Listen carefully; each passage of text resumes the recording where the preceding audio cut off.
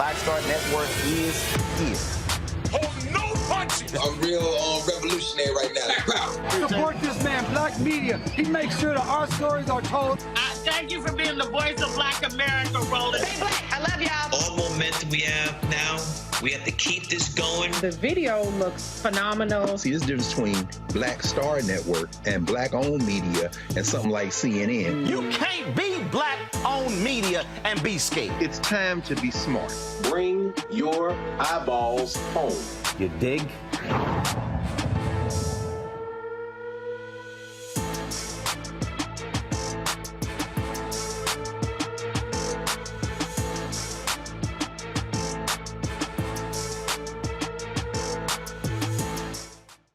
It's Thursday, September 15th, 2022. I'm Reese Colbert, sitting in for Roland, who is in New York. He might be dropping in to tell us what he's up to. In the meantime, here's what's coming up on Roland Martin Unfiltered, streaming live on the Black Star Network. More migrants get escorted out of Florida. Some ended up in Martha's Vineyard, while others were dropped off in front of Vice President Kamala Harris's D.C. home. Detroit gets a substantial grant to reconnect a Black community separated by what's called one of the shortest interstate highways in the country. A new study could explain why more Black people get stopped by police for traffic stops than whites. I'll talk to one of the authors of the study. A sexual trafficking victim who killed her rapist must pay the rapist's family restitution. And we'll take a look at why white folks got their panties in a bunch over Disney's The Little Mermaid. It's time to bring the funk on Roland Martin Unfiltered, streaming live on the Black Star Network. Let's go. He's got it. Whatever the miss, he's on it. Whatever it is, he's got the scoop, the fact, the find. And when it breaks, he's right on time and it's rolling. Best believe he's knowing. Putting it down from sports to news to politics. With entertainment just for kicks, he's rolling. It's on go, roll, y'all. It's Roland Martin, yeah. Rolling with Roland now. He's rolling.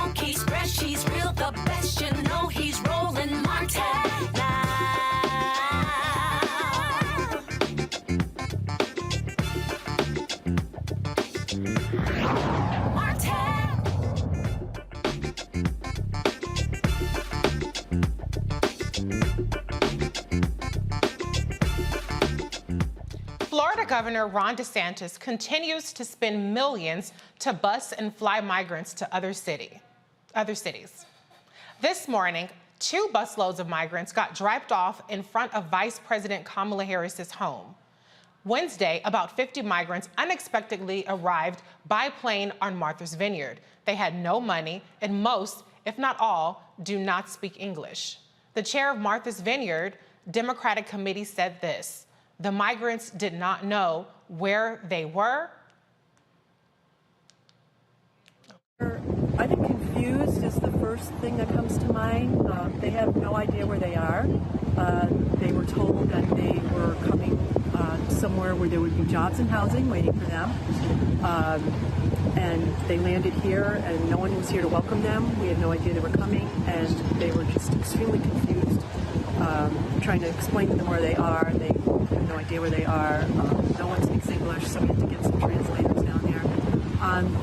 But I would say that, when it was a little, it was very unnerving to know that there's a governor in the country that would just traffic people to another state, just dump them there like garbage. The aid workers, He's just sending the migrants to places that want them.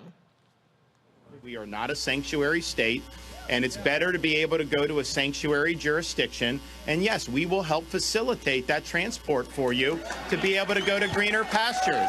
Biden would fly people in the middle of the night, dump them all across this country. There was no warning on any of this.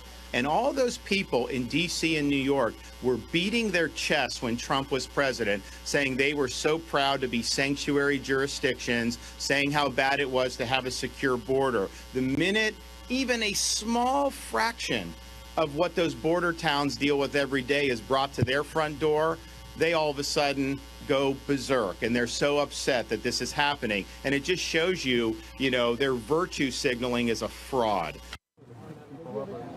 Terry addressed the migrants being shipped off earlier today. And when you say there's a legal way of doing this, are you implying that the way it's being done now is illegal? So I'll say this.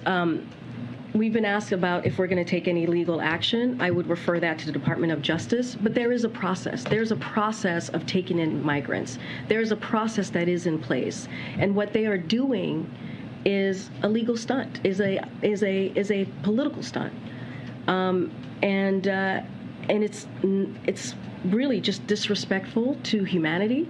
It doesn't afford them any dignity what they're doing when you are abandoning families and children in a place where they were told they were going to get housing, in a place where they were told they were going to get jobs, or abandoning on the DC streets. It is just cruel, and it's not about the process. Actually, it's about a political tool, a political stunt that they're moving forward with. The migrants who are being ushered out of Florida are asylum seekers. They have been allowed to stay in this country by the U.S. Customs, Border and Protection until their petitions go through the system. Let's go to the panel. Joining us every Thursday is the great Dr. Carr, Department of African American Studies from Howard University, Dr. Jason Nichols, Senior Lecturer from African American Studies Department of University of Maryland College Park, and Michael Imhotep, host of the African American History Network show. Hey, fellas. Thank you for joining us and joining me. Good to see you, Reese. thank you. Thanks for having us. How you doing, Queen Reese? Oh, How you doing, sister? Thank you so much. Thank you so much. I'm actually quite livid about what we just saw. I take really strong objection to calling this a political stunt when we're talking about human beings being trafficked. That's what's happening. This is kidnapping and human trafficking, all for these degenerate governors to get their shits and giggles off at the expense of very vulnerable people. Dr. Carr, start us off with your reaction to these games being played with the lives of real people. Well, yes, thank you, Reese. And like I say, it's good to see you in that seat. You've been busy all week, sis. I don't know how you're doing it. You're the hardest working woman in the news business this week. but yeah, I enjoy this, and I'm encouraged by it, in fact. Because we look at these folks as human because they are human. Andrew DeSantis, that pufferfish, that piece of human garbage, is trying to run for president, as we know. We know that his great-grandmother, Luigi Carlucci, who couldn't read or write, when she showed up at Ellis Island from Italy in 1921 in February, the federal government passed a law that said we're not letting people who can't read or write in the country, but the law went into effect in May. So, but for several months, we had to worry about this pufferfish because his great-grandmother wouldn't have been in the country. As for the shove-mouth bastard in Texas, he too is running for president. Doug Ducey, another racist, in Arizona, lining it up. And going to Massachusetts, there's a Republican governor up there. They don't see anybody in this as a human being. But I'm encouraged by it because this is what they do in the South. This country has never been a country for them. These white nationalists, there was a time when they shipped black people out of the South.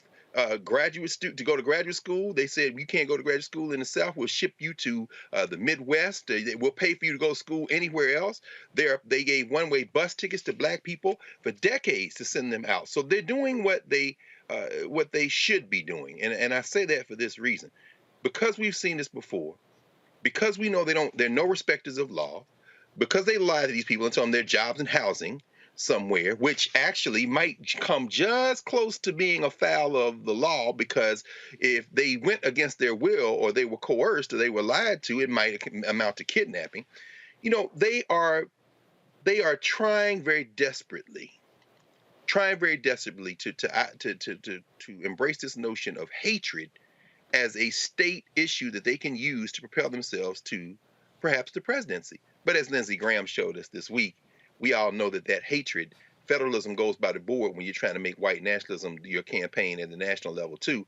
So I'm encouraged by this because they're going to finally break it, I think. I want them to continue to do this because it's white Christian national. It's white, what should I say? It's white theology. It's white nationalist theology. It's not Christianity, as a sign I saw the other day said. In Illinois, the church had a sign that said, of course we're pro-immigrant. We're Christians. Right. But, yeah, he's not a Christian. He's a Klansman down there in Florida. So keep doing it. Yeah, to me, it's demonic. That's what it is. They freaking devil worshippers, if you ask me. And they're really revealing their lack of humanity. I mean, they've been attacking women, for instance. They've been attacking black people. They've been attacking the citizenship of American U.S.-born citizens. So it's no surprise that they would attack the humanity and just the ability to even exist where they are legally allowed to be at this time. But, to your point, Dr. Carr, what are laws if this isn't illegal? I mean, if it's not illegal to take people who can barely speak English and say, come here on this boat, or on a boat, but on this bus, on this plane, and where you go, you'll have the opportunity to stay together with your family. There's food, there's opportunities, and yet when they actually land there, they're completely oblivious to what they're really into. Dr. Nichols, I was looking at some footage from Fox News, and they were just giddy with this whole thing. They were reporting on this like this was like, people arriving, you're like people running a marathon and you're waiting to see who's going to pass the finish line first, and you're interviewing the people at the end of it. And what was striking for me was just the happiness of the people getting off the bus. I mean, the person on Fox News was greeting people right off the bus. So at that point, that can barely speak English, it hasn't even hit them yet that this is all a trick being pulled on them. The wool is being pulled over their eyes. What's your reaction to just the way that these people are being violated? Yeah, well, I'm in agreement with you and Dr. Carr in the sense that it's clear that they were playing games with people's lives. And we have to understand, in terms of a secure border, the last time we had a major surge was in 2019. You didn't hear Ron DeSantis or any of these people speak up at that time, except to say that we need a wall. They allegedly built something and nothing happened. It didn't really fix anything. And we've seen that a lot of the things that they've talked about and that they try to do have been ineffective. Instead of trying to come up with solutions, which I think this administration, while they're not perfect, this administration has tried to come up with solutions. They've talked to the other nations. Mexico has devoted about $1.1 billion to help with the issues on our border. Vice President Harris rightly went down to address the root causes that we've seen in terms of climate change and other things in Central American countries, and help stabilize some of those places so that we don't have these issues. But we have to also understand that this is a legal process by which these people are coming in. And the big part is that they're being misled. They're being told these things. And as a matter of fact, in Texas, when they were pulling these buses out to begin with, at first they were stopping in Georgia and people were getting off the bus in Georgia. And all of a sudden, people complained. The Republicans started to complain, so they changed the routes, that the buses were taking from Texas to get to New York and to get to other places. It's really disgusting and despicable. And Ron DeSantis is pretty much a pick-me politician. So he's pretty much doing anything to get people's attention. This whole thing about voter integrity, which we know is a joke, and those 20 people are all going to get off because it's illegal, but he doesn't, what he's doing, but he doesn't care. It's all about the spectacle, and it doesn't matter that these are vulnerable people, as you said, U.S.-born people, or whether they're other people who were born outside of the United States. As long as he gets a headline and he gets mentioned on Fox and Friends, and he can start to propel himself on the national stage, that's pretty much all that matters to him. And this is really troubling when we're talking about people with babies in their arms, that we are doing that. Instead of trying to find solutions and saying, hey, I've got a solution for what's going on the border, they're just shipping people and hoping they get news coverage. It's despicable and disgusting. Yeah, it really is. And, if Ron DeSantis is looking for a headline, here's one for you. Ron DeSantis is a piece of shit. That should be a headline. Greg Abbott is a piece of shit. There's another headline for you. If you want headlines, those should be the headlines. Lock them up. How about those for some damn headlines? Because I am sick of the way that this is being covered on the media, as though this is just another part of political gamesmanship of people just trying to angle for 2024, when this has real dire consequences. Michael, Dr. Nichols brings up the point about the border being secure. In my judgment, and I think that there's a lot that we can, as people of conscience, quibble with about the American immigration system and how inhumane it is. We saw the disgusting treatment of Haitian refugees. They're getting shipped back before they can even touch down. But if we're just talking strictly in terms of a security basis, in my view, security looks like what we have in the sense of people try to cross the border, they're caught. I don't like to use that word, but let's just talk about it in strictly security senses. They're caught, they go through an orderly process. It's not always the most pleasant process for them, but it is orderly. They are put in the system to have their case adjudicated. That, to me, is security. What we're seeing these Republicans do, that's the opposite of security. They're actually creating the chaos. To me, an insecure border would be having, a dozen or so migrants pop up in a random city like, hey, y'all, anybody got anything for us? We here now. Like, that's not a secure border. So, what's your take on just the way that these folks have just been plopped in here and the kind of chaos that it's actually causing for not just the people that are experiencing this injustice, but also for the states and the cities that have to react to this influx of people who don't even know how to fend for themselves at this point? Right. So, there's a number of different things going on, and there's a deep historical context to this as well, even before Texas and Florida become states in the union. Number one, Florida needs to be desanitized, number one. They're both up for re-election in November 2022. Both need to be voted out of office and taken out of power. And this is what happens when you don't have policies to really benefit people, and they focus on the cruelty.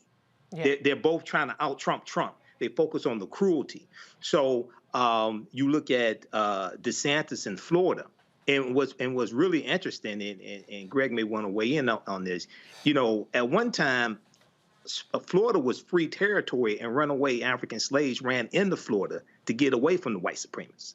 Now you got the white supremacists who are taking people who are immigrating from these other countries, and some of these other countries, to be quite frankly, were conquered by Christopher Columbus and have never been the same. They've been screwed up for over 500 years or so. They've never been the same from what's happened. The colonization has happened to them. So we see this is like part of the epitome of white fear, which is Roland's book. Yeah. This is the fear of the browning of America. And what happens when you have white supremacists who have power to inflict harm upon them, but they're trying to do this for votes. So people have to be smarter than this. These people have to be taken out of office. Possibly, if the evidence is there, they can be prosecuted by the Department of Justice as well. I don't know if this will qualify as kidnapping. Don't have all the details. Possibly could. But, you know, and then you have Governor Greg Abbott out of Texas, and he sent, if I remember correctly, he sent migrants he sent them to Washington, D.C. Muriel Bowser had to declare a state of emergency. At that time, this was a couple of weeks ago, he had spent $12 million deporting migrants. But this is the same guy who said he was going to eliminate rape. Right. How's that going? Right. I haven't heard anything about him eliminating rape. So this is what happens when you have the wrong people in office. You gotta vote and take these people out of power. Yes. Well, speaking of voting in midterms, I have 2 books that actually expose how much of a piece of shit these people are. But not only that, what they're really up to, what they've done already, what they're planning for the next term. So go ahead and pick that up, long and short of a guide to the 2022 midterms. The must-watch races and the radical Republicans, if you really want to see me drag them. But anyway, with that being said, we have to head to a break. You're watching Roland Martin Unfiltered on the Black Star Network. Be right back.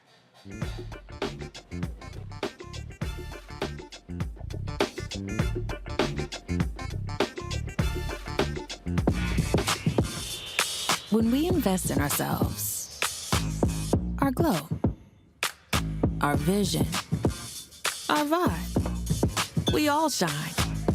Together, we are Black beyond measure. Hatred on the streets, a horrific scene, a white nationalist rally that descended into deadly violence. White people are losing their damn minds. As an angry pro-Trump mob storms the U.S. Capitol, we're about to see the rise of what I call white minority resistance.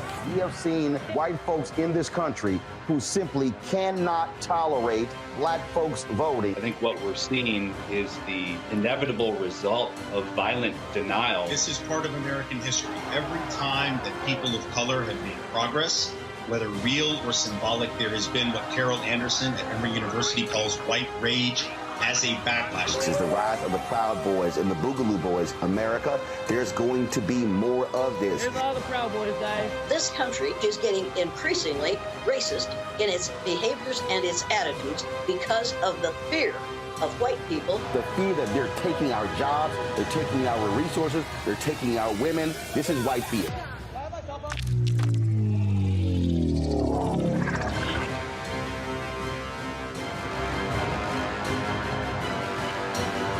When we invest in ourselves, we all shine. Together, we are Black beyond measure. We're all impacted by the culture, whether we know it or not. From politics to music and entertainment, it's a huge part of our lives, and we're going to talk about it every day right here on The Culture with me, Faraji Muhammad, only on the Black Star Network. Hi, I'm Eric Nolan. What's up, y'all? I'm Will Packer. I'm Chrisette Michelle. Hi, I'm Chaley Rose, and you're watching Roland Martin Unfiltered.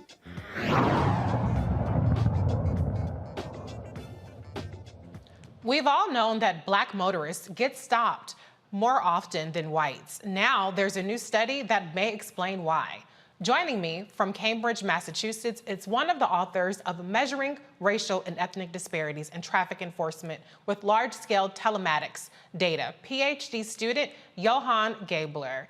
Johan, thank you so much for joining us. I had a chance to read the Washington Post article on your study, and it was really fascinating. The biggest takeaway for me is really just about how the disparities are not based on the behavior of the drivers, but based on how they're targeting certain areas for traffic enforcement. So for the viewers who haven't heard anything about your study, can you just give us an overview of what you found? Yeah, thank you very much, Reese. First of all, I just want to say thanks for having me on the show. It's a real pleasure to be here. So usually when researchers try to study these kinds of things, the only way to tell after the fact whether someone was speeding is if they got a traffic ticket. And so that means that it's really hard to say anything at all about the people who were speeding but didn't get a ticket. So if all you have are speeding tickets, you can't really calculate things like whether police are giving a lower percentage of white speeders tickets than black speeders. So what we were able to do that was really novel is we were able to look at where and when people were speeding, regardless of whether they got a ticket. And what we found is that drivers were speeding the same amount on average in neighborhoods where most of the residents were black as neighborhoods where most of the residents were white. But the same thing wasn't true for speeding tickets. So the number of tickets police were issuing for speeding varied quite a bit between different neighborhoods. And when we looked into the data, as you were saying, a big driver of this seemed to be speed traps. So, police weren't enforcing speeding evenly all over the city. Instead, speeding enforcement was concentrated on a few small areas. So, something like 50% to 75%, of all the tickets that were being issued in places where only about 10% of the city residents actually lived. And so when, where police put these speed traps is making a huge difference. In some cities, these speed traps seem to actually be more concentrated in white neighborhoods. But in most of the cities we looked at, the speed traps were mostly located in areas with more black and Hispanic residents. And so even though people living in different communities seemed to speed more or less the same amount, some of those communities were bearing a much heavier burden in the form of more speeding tickets. One of the things that I found was interesting, like you said, most of the cities, the enforcement levels in terms of the speed traps were higher in areas that had less white people. Houston was the one city or one of the few cities that was different. I have a theory as to why that is, but I'm curious, when you found that information, did you have information on the racial demographics of the people stopped in Houston? And can you just explain for the viewers what the Houston findings that you found were? Yeah, so Houston was one of the cities that I mentioned where we seemed to find that actually a larger number of white drivers were being pulled over for speeding. And, initially we were quite surprised by that result. But ultimately, it really seemed to be a function of, where the speeding traps were being placed. And so, we don't always know exactly why police departments are choosing to place speeding traps in certain areas versus others. But, in this particular case, it seems that they made some decisions about where they were going to enforce speeding that ended up having this disproportionate effect. That was somewhat unusual among the cities we looked at. So can you clarify, so you're saying that white drivers were ticketed at a higher rate in Houston, not just white areas were enforced. Can you clarify that part for me? Yeah, so we don't know directly. So we were looking, as you mentioned, this is a good point. We were looking at the demographics of certain areas. Mm-hmm. And we do know the demographics of the people who were pulled over. And so, there's a pretty strong correlation between the race of people who were being pulled over in certain neighborhoods and the race of people who lived in those neighborhoods. So based on that data, it seems like probably the race of the drivers is the same as the race of the people in those neighborhoods. But, you can drive anywhere. Yeah. And so, people could be, getting pulled over in areas that are different from where they live. Because I don't know, I wouldn't be surprised if it was more black people still getting pulled over in that Houston area, maybe as a deterrence method or something. But I know that's not your finding. That's just my hypothesizing. The one thing I did want to ask you, though, too, is, when you talk about speed traps, did you look at all into like the cameras that they put up, those kind of digital traps, or was it strictly looking at police activity in these areas? Yeah, so we were just looking at, actual stops, traffic stops. And, I think that it's a really important point, actually, because, one of the sort of recommendations that we have for policymakers is, even these sort of seemingly small decisions about where you put speeding traps can have these big unintended consequences in terms of the disparities that arise. And so, traffic safety is really important, but, there are other ways to keep people from speeding that don't lead to these kinds of disparities and don't have the kinds of, potentially really negative consequences of traffic stops. So, one obvious option is to police more evenly across the city instead of relying on a small number of speed traps. But another, better option is to use, at least in my opinion, is to use things like speed bumps and roundabouts and other ways of ensuring that drivers are driving safely that don't necessitate pulling anybody over at all. Yeah. Well, that's interesting. I did notice in the article you talked about these more deterrent factors that don't involve police activity. And when you mentioned speed bumps, a good friend of mine, she had to jump through hoops and petition her neighbors and stuff like that just to get a speed bump on the street. So I would be interested to see if there are any kind of disparities in that kind of activity of where speed bumps get approved and how many hoops people have to jump through. But I'm not trying to put more work on you. No, I think that's a really interesting question, and I would love to know the answer to that as well. I think that's really important. Well, I have some really smart people on the panel too, and so I'm going to give them the opportunity to ask a question, starting with Dr. Carr. Oh, thank you, Reese. I was enjoying that conversation, and thank you for your work, Johan, you and your colleagues. Just a quick question. You write that you don't know why they're setting the traps where they are, and that perhaps even some of this is unintentional. I'm wondering if you have any thoughts about intentionality as it correlates with race. And because once race is factored in, it seems to me that the Houston outlier is maybe very well explained by the fact that there's a black mayor who used to be a policeman. There's a black police chief. The city is 2/3 non-white, and the police force, the biggest cluster of police, are black. So it seems to me that people might put traps in places to get some of them white minorities, whereas in those other cities, I mean, it's very intentional where people put traps. So any thoughts about the use, kind of juxtaposing race against the intentionality as to where these traps are set? Yeah, thank you. That's a really interesting question. In our study, as you said, we weren't really able to tell if officers were intentionally discriminating or not. But, it's possible that the conclusions of our study, so that we were seeing police pulling over more people for speeding in black neighborhoods, even though those drivers weren't actually speeding more in those neighborhoods, could be happening just because there are more speed traps in those neighborhoods. But as you say, that really just moves the problem up a level. So if that's the case, then I think policymakers really need to be asking why there are more speed traps in those neighborhoods, and to be thinking about, whether there are better ways to promote traffic safety. Let me ask you a quick question. This is going to be a very basic question, but how do you define speed traps exactly? Is it a cop waiting in the cut is it a cop waiting in the cup to try to get people, or what exactly does that mean in terms of speed traps? Yeah, so when I'm talking about speed traps, what I mean is that there are these very small, areas, maybe like a block or something like that, where you see a very, very, very large number of stops. And so, I don't know if that is specifically because, say, there's like a policy in the police department that says that, we're going to patrol this specific intersection, or if it's just something that happens sort of more kind of organically. But when I talk about speed traps, what I mean is just these pockets where there's extremely high enforcement compared to, other places. So if you're just driving down a random road, it's not all that likely that you'll get pulled over. But, I think a lot of people know this about like their own hometowns. There are certain places where, if you're speeding on this particular road, or as you come around this turn, there's a high likelihood that you're going to get a ticket versus, on a different part in a different area or a different street, there's not really anyone sort of patrolling for speeding there. Okay, that makes perfect sense. Michael, do you have a question for Johan?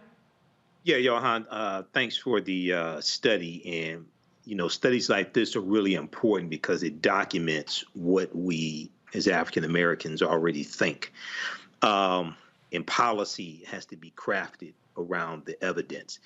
Have you so far shared your findings with any of these police departments that you looked at the research on, and to find out from them why it is what it is.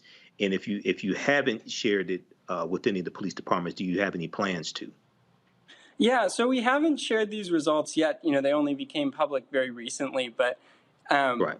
I think that, something that we really would like to do is to try to work with these departments to try to craft better policy that doesn't lead to these negative outcomes like big disparities in who's getting pulled over. And so if there were departments that, were looking to do something like that, I think that would be an area that we're really excited to do work in. And our hope for this research ultimately is that it will help drive policy change and lead to better traffic enforcement practices, not just, for people to read it and then just kind of move on and keep doing things exactly the way they've always been doing them.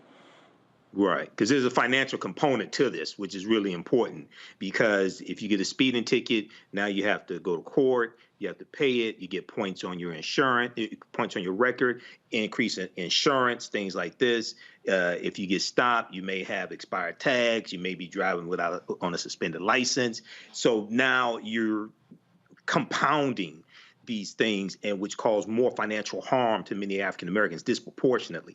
So there's a huge financial component to this as well. Yeah, I think that that's really true. And, there are other components even just beyond, obviously there's the risk involved in being pulled over in the first place, which, can, in the most serious cases, can lead to like really terrible things happening. But also, right. If you get a speeding ticket, that you don't just have to pay the ticket. Now this is going to affect your insurance too. There are all of these carry-on consequences. And so if there are ways to, to reduce speeding and to keep the roads safe that don't lead to these negative consequences, I think that those are avenues that are really important to pursue. Things like, putting in speed bumps, as we were discussing a moment ago, and putting in roundabouts, and sort of trying to, maintain traffic safety in a way that is not creating these, great burdens, as you said. Exactly. Thank you. I know for me, I would be looking at your map to figure out where not to drive down. if they're that obvious, then hey, let's obviously avoid those particular intersections. I mean, I'm not suggesting people, speed. I'm just saying maybe stay. That comes with the race. It's in our DNA. We always know where the pedal rollers are. I can't speak for all the brothers, but I know, at least as a black man, I know you two brothers, we always know where the police are at all times. I know that's right. Dr. Nichols, do you have a question or comment for Johan? Yes, absolutely. So first off, Johan, I think Dr. Carr and I will probably both agree and second this. Keep publishing, keep publishing, keep publishing. The other thing is I was wondering, I do have a comment, and actually, just to kind of counter something, it's the first time, mark it on your calendars. I think I kind of disagree with something Dr. Carr said. Usually I'm getting a sore neck from nodding my head at everything Dr. Carr ever says. Wow. But I'm going to disagree a little bit. Because coming from the Baltimore area and the Philadelphia area, we've had black mayors, we've had black police chiefs, we've had all of that, and majority of color police officers, and still had these very same issues. If you paid attention to the Gun Trace Task Force in Baltimore, I was listening to an interview with the main guy, Wayne Jenkins, who's a white man.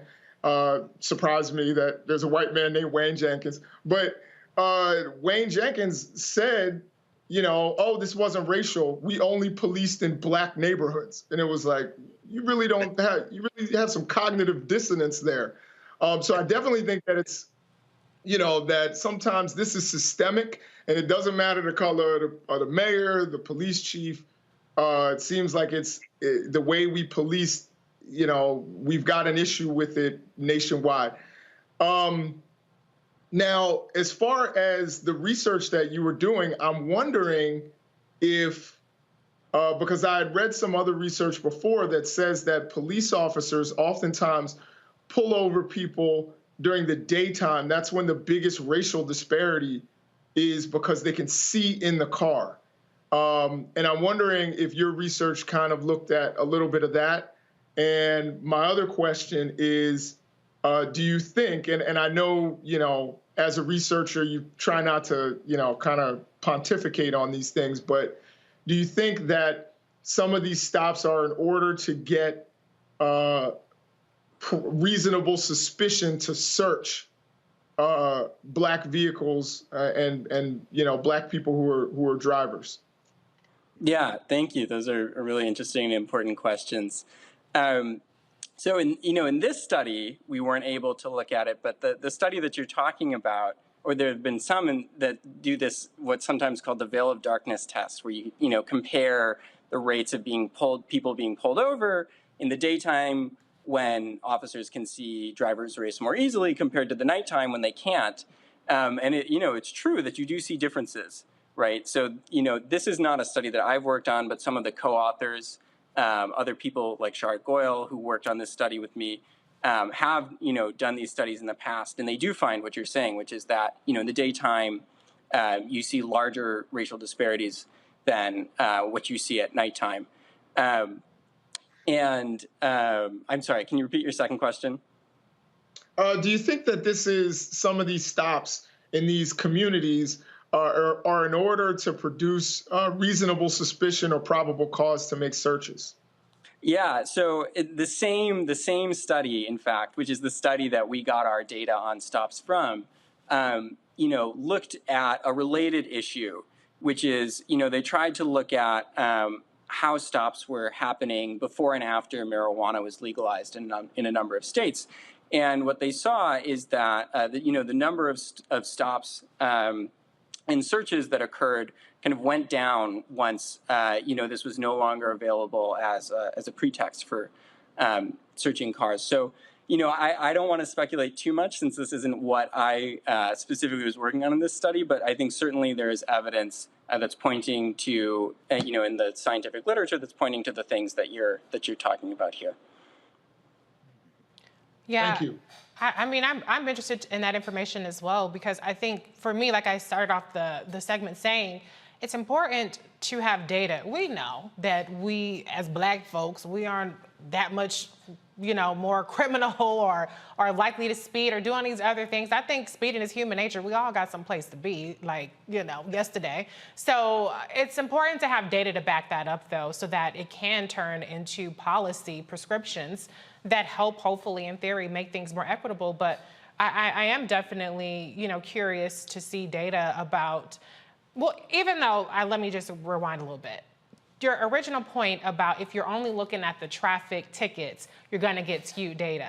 So if you're only looking at if you're only looking at the arrest data that result from the traffic stops, it makes it seem like perhaps Black people have more likely to have things on them, whereas it might be the case that cops are more likely to look for things as opposed to, having a higher rate of things. So I think there's so many things that you can do to build on or marry this data up with. How can people follow you, get more information with you and your co-authors, and see more about this study that you've done? Yeah, so you can find the study and all of the other research that I've done on my website and also on Twitter. We hope to keep doing more work in this vein. We think it's really important. And as you mentioned, one of the things that we looked at the end of our study is we said, well, we can't measure, we can measure speeding, but we can't measure every kind of thing that people are pulled over. But, if a similar pattern holds across the board, then, there's, police departments should be sort of evaluating and thinking really carefully about whether the disparities that you see, which are, very large, not just for speeding, but for, things like pulling people over for broken taillights and, similar issues really are justified by, like the underlying differences in people sort of breaking, the traffic laws, or if there are other reasons for these differences. And if there are things they can do that accomplish the same, traffic safety goals and public safety goals that don't lead to these kinds of disparities. Yes, thank you so much for this important work you and your co-authors are doing. Thank you for joining us, Johan. Yes, thank you very much for having me. All right, we're going to head to a break. We'll be right back with more of Roland Martin Unfiltered on the Black Star Network.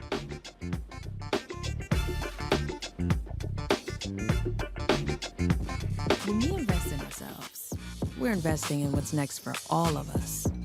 Growing, creating, making moves that move us all forward. Together, we are Black beyond measure. Can you believe the nerve of these Republicans? They only want to block progress for our community. They talk about cutting Medicare and Social Security. They played politics with veterans' health care. They voted against the George Floyd Justice and Policing Act and funding for our HBCUs, and against lowering prescription drug costs for our seniors.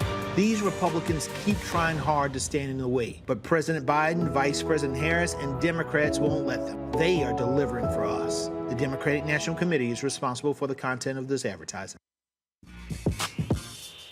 When we invest in ourselves, our glow, our vision, our vibe, we all shine.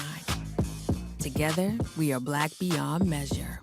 When you talk about blackness and what happens in Black culture, we're about covering these things that matter to us, speaking to our issues and concerns. This is a genuine people-powered movement. There's a lot of stuff that we're not getting. You get it, and you spread the word. We wish to plead our own cause. Too long have others spoken for us. We cannot tell our own story if we can't pay for it. This is about covering us. Invest in Black-owned media. Your dollars matter. We don't have to keep asking them to cover our stuff. So please support us in what we do, folks. We want to hit 2,000 people, $50 this month, raise $100,000. We're behind $100,000, so we want to hit that. Y'all money makes this possible. Checks and money orders go to P.O. Box 57196, Washington, D.C. 20037-0196. The Cash App is $RM Unfiltered. PayPal is R Martin Unfiltered. Venmo is RM Unfiltered. Zelle is Roland at RolandSMartin.com. Hi, my name is LaToya Luckett. Yo, it's your man Dion Cole from Blackish, and you're watching Roland Martin Unfiltered. Stay woke.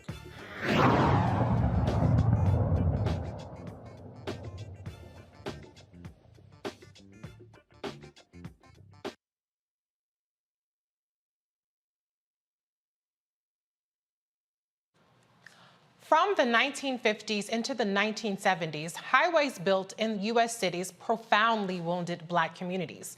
Many of these thoroughfares were a part of the federally funded system of highways that went through Black communities, displacing thriving Black businesses and homes. Now, a federal grant will rectify what the construction of one of the shortest signed interstates, Detroit's I-375, did to Black neighborhoods like Black Bottom and Paradise Valley 60 years ago. Today, Transportation Secretary Pete Buttigieg announced a $1 million program named Resurrecting Communities for the city of Detroit for its long-awaited plan to destroy the depressed freeway. Buttigieg says to fix a problem, we have to face and accept what caused it. Sometimes fixing the damn roads means facing the repercussions of how the roads were originally built, who was included in that process and who was not, who was empowered and who was displaced. And when a generations-old piece of infrastructure comes to the end of its useful life, it requires us to decide in our time whether we're just going to put things back exactly as they were or whether we're going to build back better.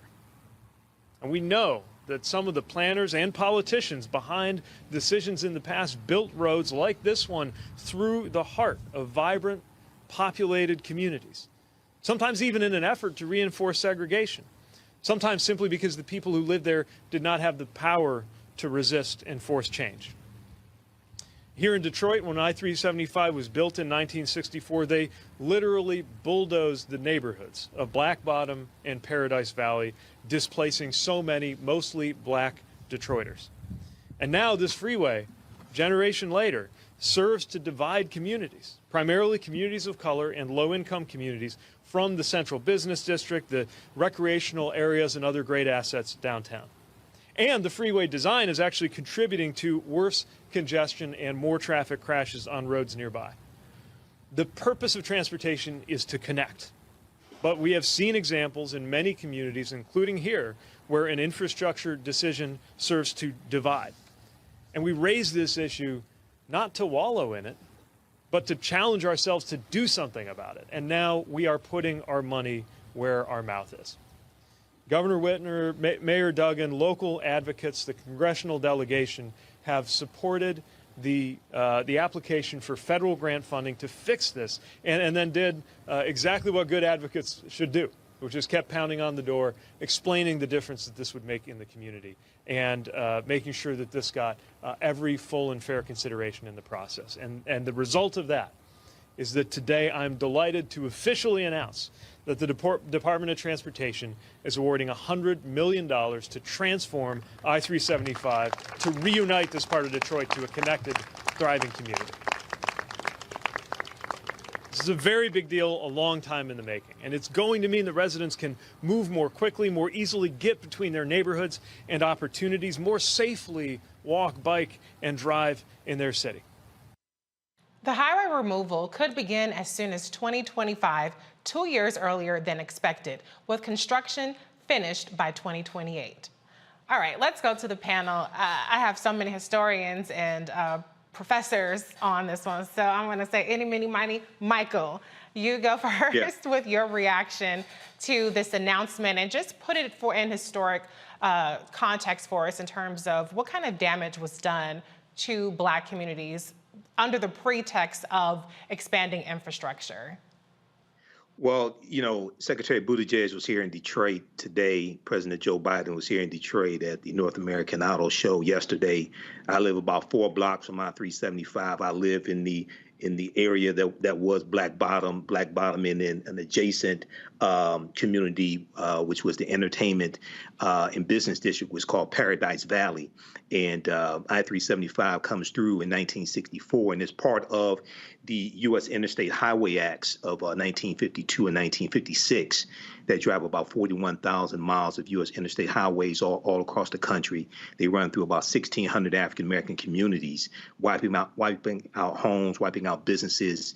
They're going to displace about 475,000 homes nationwide, which is about 1 million people. Here in Detroit, when you had the 1967 rebellion at 12th and Claremont, which is renamed, 12th Street was renamed Rosa Parks Boulevard, a lot of those African-Americans that were there were originally in Black Bottom and got displaced from Black Bottom, then go into the 12th and Claremont area. So when the rebellion jumps off, they were already upset. But these expressways, this was all part post-World War II. And you have the deindustrialization of the inner cities taking place as the suburbs are being built.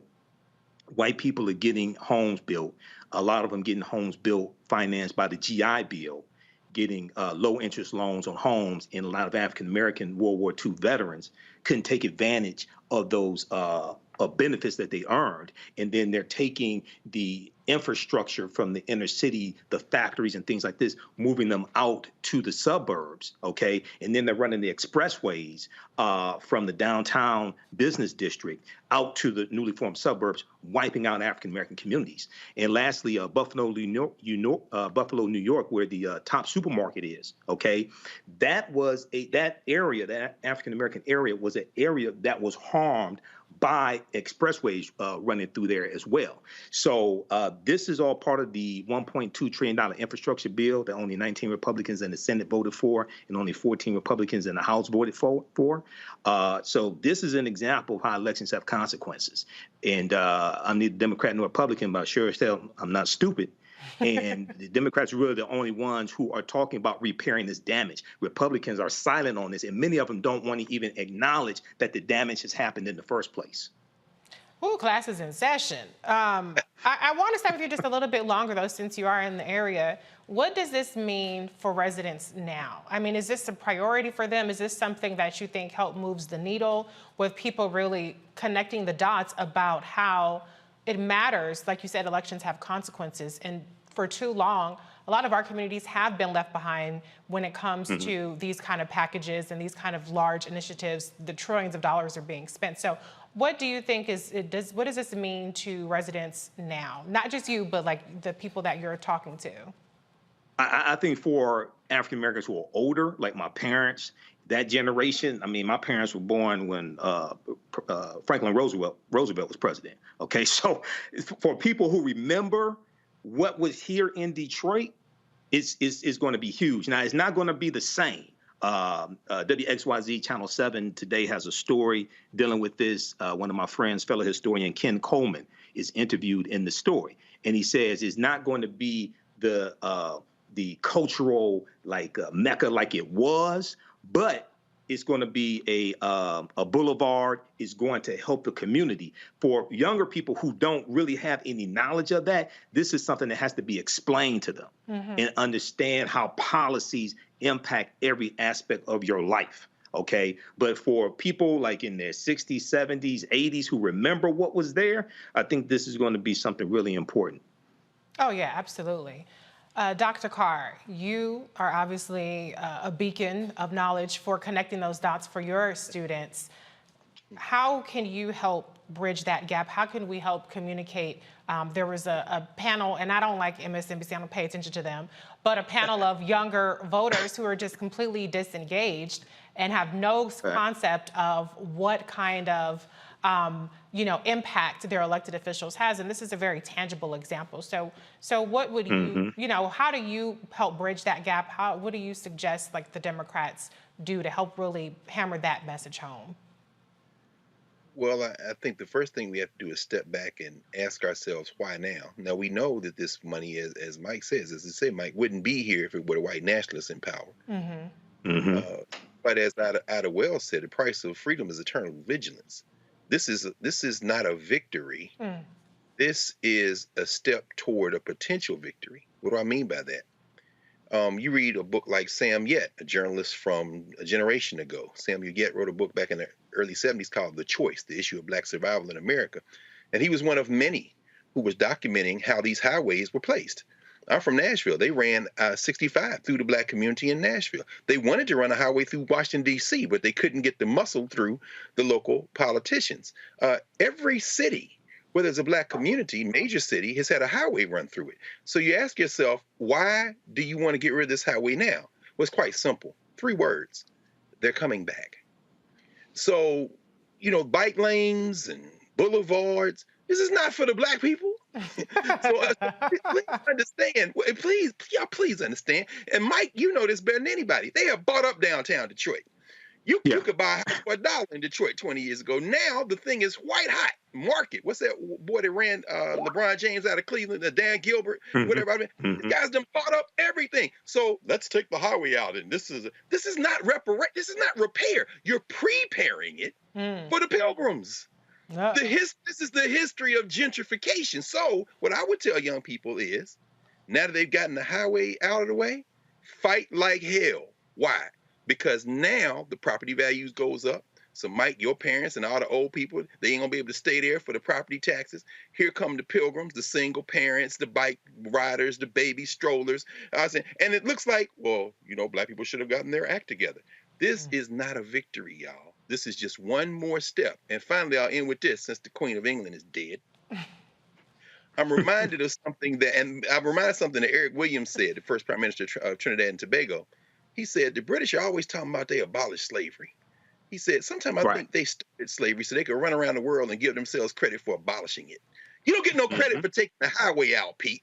Now that you take the highway out, you'll get credit if Black people can buy homes, run businesses in that neighborhood. Are you preparing it for the people who look like you, who going to come in with their babies and say, hey, we're Detroiters, while poor Black people are pushed even farther out in the suburbs? Well, that's not what I was expecting. But I should have seen that one coming. But, we have Secretary Marshall Fudge as HUD. So maybe, you put Secretary Fudge together. I still see him. It's still homes, Detroit Land Bank. You don't have to get homes with a mortgage. Yeah. You can go to the Detroit Land Bank to get homes, things like that. And there are land banks like that in different cities. So, I know Bank of America is going to do 0% down, all that. I mean, if you want a 15-year, 30-year mortgage, you could do that. But there's other ways to get homes that are cheaper. No, I agree. That's what I would tell young people. Fight like hell. That's what I meant. Right. This is not a victory unless you make it a victory. That's really what I was saying. And that's what it's going to take. No, I appreciate that. I mean, don't burn me at the stake, but I watch Bargain Block, which is technically it's kind of a gentrification show in Detroit, and they're buying up homes for $1,000, $10,000. Yeah. So yeah, get in that housing market. Dr. Nichols, I saw you nodding along this time with Dr. Carr. So what's your take on this story? Yeah, see, I'm right back to agreeing with Dr. Carr. It's hard to keep disagreeing with him. He always brings you back. I was, and it's funny, I was gonna use the analogy of sticking a knife 6 inches in my back, and then you pull it out 3, and then say, hey, that's progress. So I actually 100% agree with them. I gotta say, I also agree with the idea that you have to make people aware of their options in order to fight. People say fight like hell, but don't give you a roadmap on how to fight. I don't know, to be honest, I don't know what a land bank is. I was intrigued by that. I'm like, what is a land bank? You know, I'm thinking you have to go to Wells Fargo or one of these other banks that discriminates and, you know, and ends up paying out, you know, pocket change to them, but $10 million because they discriminate against Black people. So I would like to know some of these options for Black people to keep their homes, to keep elderly Black people in their homes, to give young Black people who are now renting an opportunity to own it in the communities that they come from and that they're raised in. I think that's really important. I will say there's another element of this that we haven't discussed, and that is when you talk about what happened with the building of a lot of these highways and freeways, not only did they displace Black people, but the Black communities that remained were suffering from noise pollution, air pollution, and other things that actually harmed them and shortened their lifespan. Yeah. So I think that, and made it an undesirable place to live. And, you know, I think about, you know, the things that have happened in Miami and the way that, you know, you have Overtown and the highways that surround it and make, you know, those Black communities are sometimes more vulnerable to flooding and other things that happen in that part of the country. Yeah. So I think that, again, if they're going to start rebuilding these communities, they have to give Black people the options or the resources to stay in those communities and to plant their flag, which is ownership. And I'm all about home ownership. You know what I mean? That is the biggest asset most of us will ever have an opportunity to own in our lives. You know, I want to own a jet, but it hasn't happened yet. So my home is what I own. And I want every Black person, hardworking Black person, to have an opportunity to own a home, particularly in the communities where we've been for a long time. Yeah, that's such a good point. And I mean, I appreciate what Michael said about the land bank, but I also appreciate what you said about the programs that are out there. You know, I think it was last week, I did a video kind of debunking this whole conspiracy that Bank of America was trying to trick Black homeowners into mortgages, which, by the way, a zero down mortgage and zero closing cost mortgage, that's pretty good, especially if they're not, you know, jacking up the interest rate beyond the standard market rate. But sometimes we have a little bit of suspicion towards programs that are actually meant to help us. So we do have some bridging of the gap to do to, you know, try to help Black folks understand what's out there and take advantage of it before somebody else does. Because we know that there aren't programs where you can explicitly say only Black people benefit from this, only Black people are eligible for this. So if we don't get it, somebody else is gonna get it. Michael, I'm sorry, go ahead. I'm sorry. Yeah, I was just going to say, be careful with that zero down stuff, because a lot of times that's balloon rate and it's going to hurt you in the long run. So I'm not saying that that's the case with Bank of America and the program that they've created, but we know in 2008, you know, that was part of the issue was, hey, zero money down, people bought more house than maybe they could afford, and then those rates all of a sudden exploded.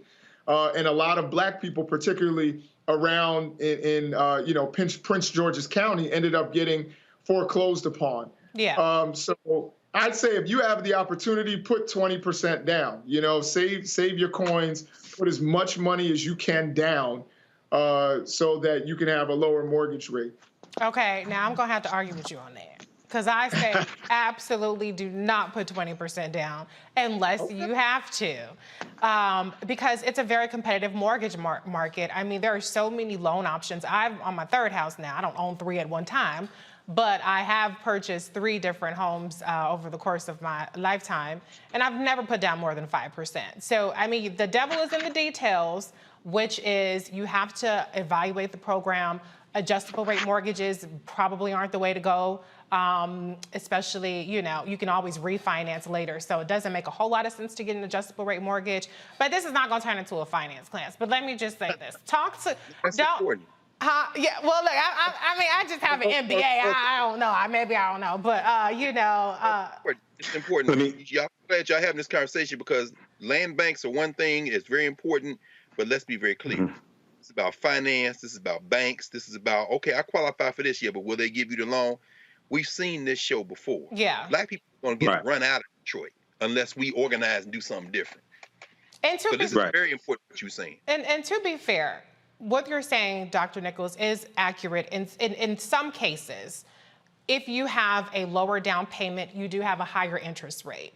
But in more recent years, it's not significantly higher. So you just have to do the math and determine, is it something that I can buy down? I can use points to buy down my interest rate, which is less than 20% down. So it's all about what works for you.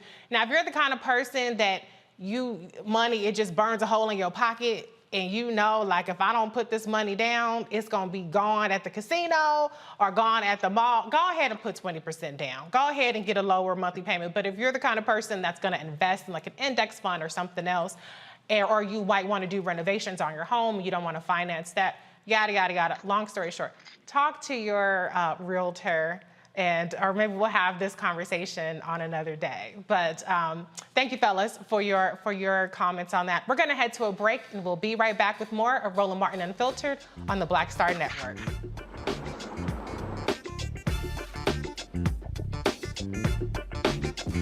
When we invest in ourselves, we're investing in what's next for all of us. Growing, creating, making moves that move us all forward. Together, we are Black beyond measure. I remember being with The View when they said, we want to extend your contract. And I knew God said, it's time to move. It's time to go. And everybody was saying, Sherry, you got a great job. You're making all of this money. And I said, no, it's time. And they said, you ain't gonna be able to, you've been away from Hollywood. And I said, it's time to go. And when I didn't, that's when I realized I was about to go through this divorce and it was gonna be expensive, it was gonna be a lot. And I said, I'm gonna stay. I said, I'm gonna stay for a couple of years. So you make this money. See, go ahead. I'm gonna make this money and then I'll get out, Lord. So I'm gonna do a compromise. I'm gonna do what you say, but I'm gonna do it on my thing. And he went, really? He went really. And you know when he went really? They said that we were heavy in contract negotiations. And they came, my manager called, she said, they're not gonna renew your contract. And I went, hey, so wait, what? Just yesterday, they was offering me more money. She said they just decided not to renew your contract. And I remember sitting in front of the mirror at The View, and I went, what happened? And it was very clear. God said, I told you it was time to go.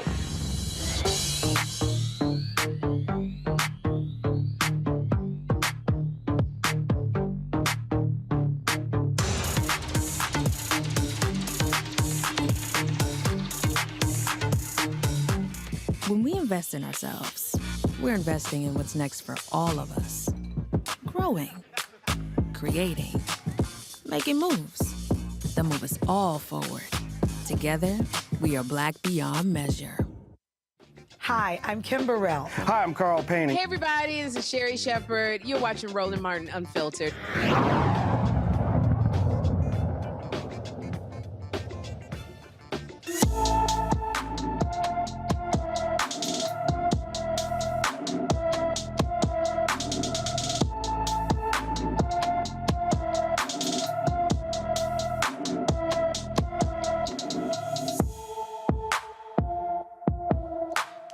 Paulino has been missing from Valhalla, New York since September 9th, 2022.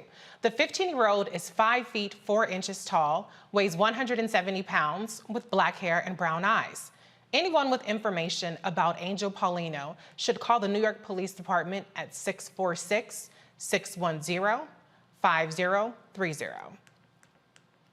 Okay, y'all, I'm gonna pull an audible here because I was looking at the chat a little bit, and I just want to stay a little bit longer on the mortgage discussion and on the real estate discussion, if you fellas are willing to go there with me, because I did see some stuff in there that was not accurate. Okay, so I'm just gonna answer a few things. Also, okay, you were gonna come back to me too, Reese. Okay, Michael. Okay, Michael, he wants to chime in on that too. Okay, I got you. So, okay, let's talk about PMI. That's one of the things that people were saying. You have to put down 20% so that you don't have PMI. That is not necessarily the case. It depends on what kind of loan that you're having. A lot of homeowner loans now, especially ones through credit unions or first-time homebuyer programs like the one that Bank of America has, I'm not vouching for their program, but I'm just saying you don't always have to pay PMI. That's an old school thing. Now, if you have a certain kind of loan, like for instance, there's FHA loans. Those loans tend to have PMI, and they are for the life of the loan. It doesn't even matter how much you pay down, you're gonna have PMI. So it just depends on the kind of loan. So don't think that you're gonna automatically have PMI. If you have PMI on your loan, keep shopping.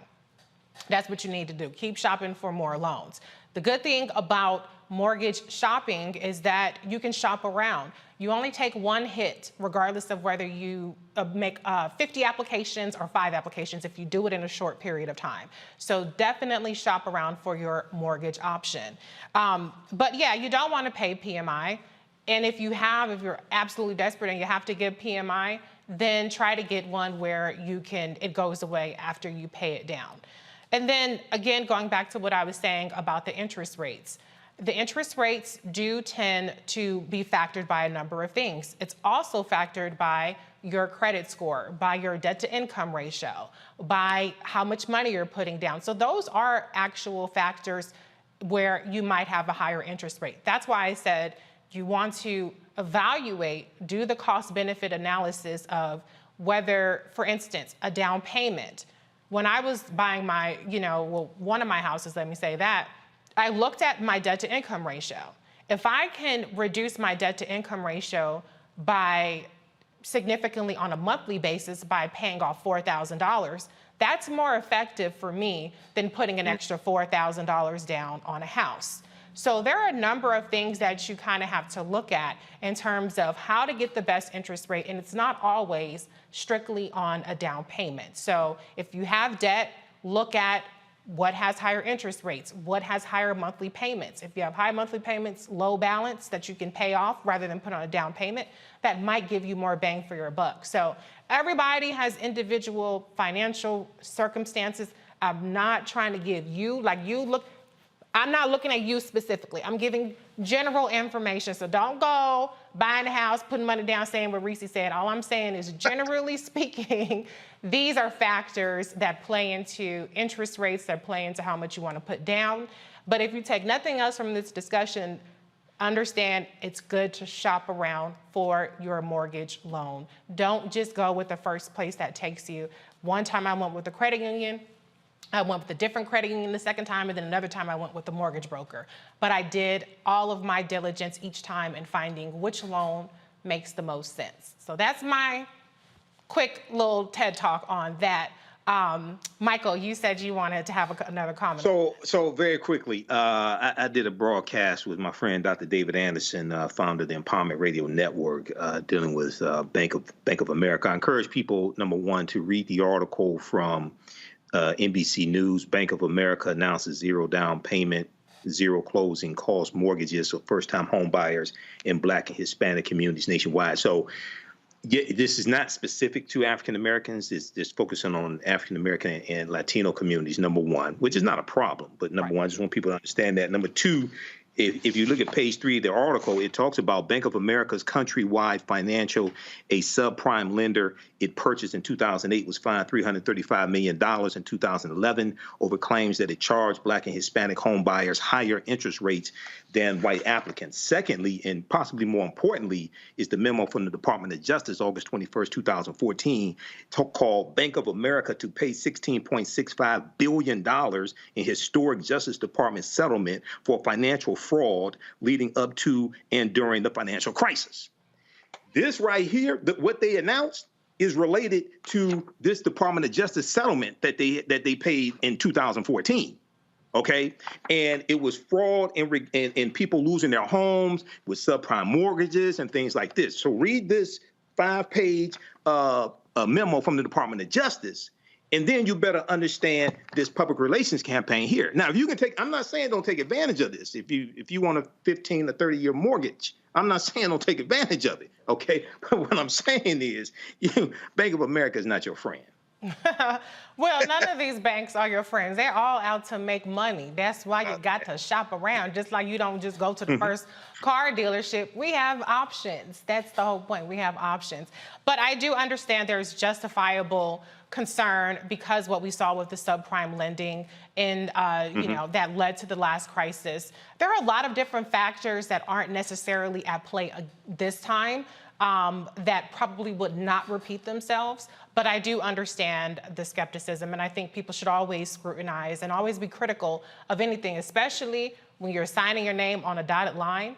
But the last thing I will say about this, one good thing is this disclosure that's called the Truth in Lending disclosure. So what it does is whenever you apply for a mortgage loan or when you apply for any kind of loan, but particularly for mortgage loans, every single application you put in, you're going to get a Truth in Lending disclosure. So it's going to tell you it's the same format, and it's going to tell you all of the information in terms of your monthly payments, all this other kind of stuff.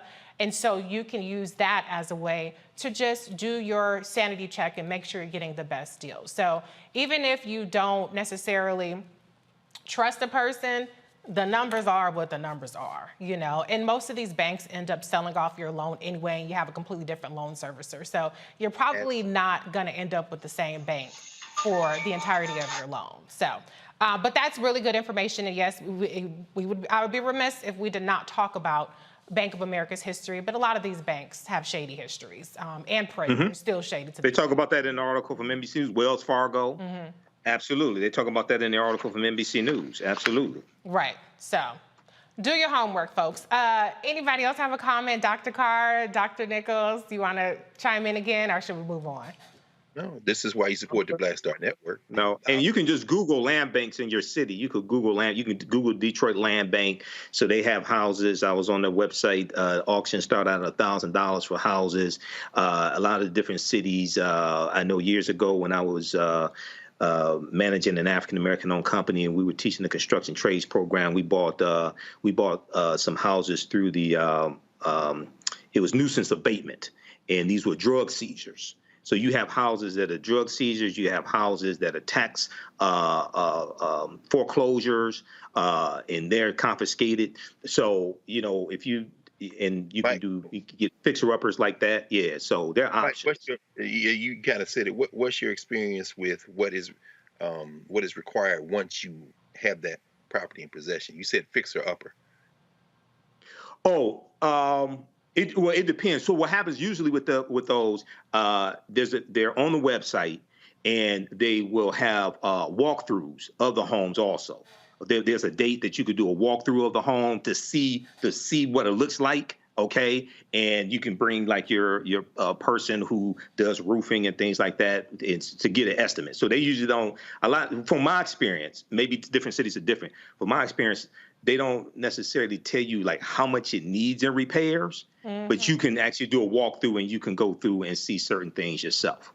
Okay, so that's one. And what you want to do also, you want to make sure you get a good title company to check and see like who really owns it as well.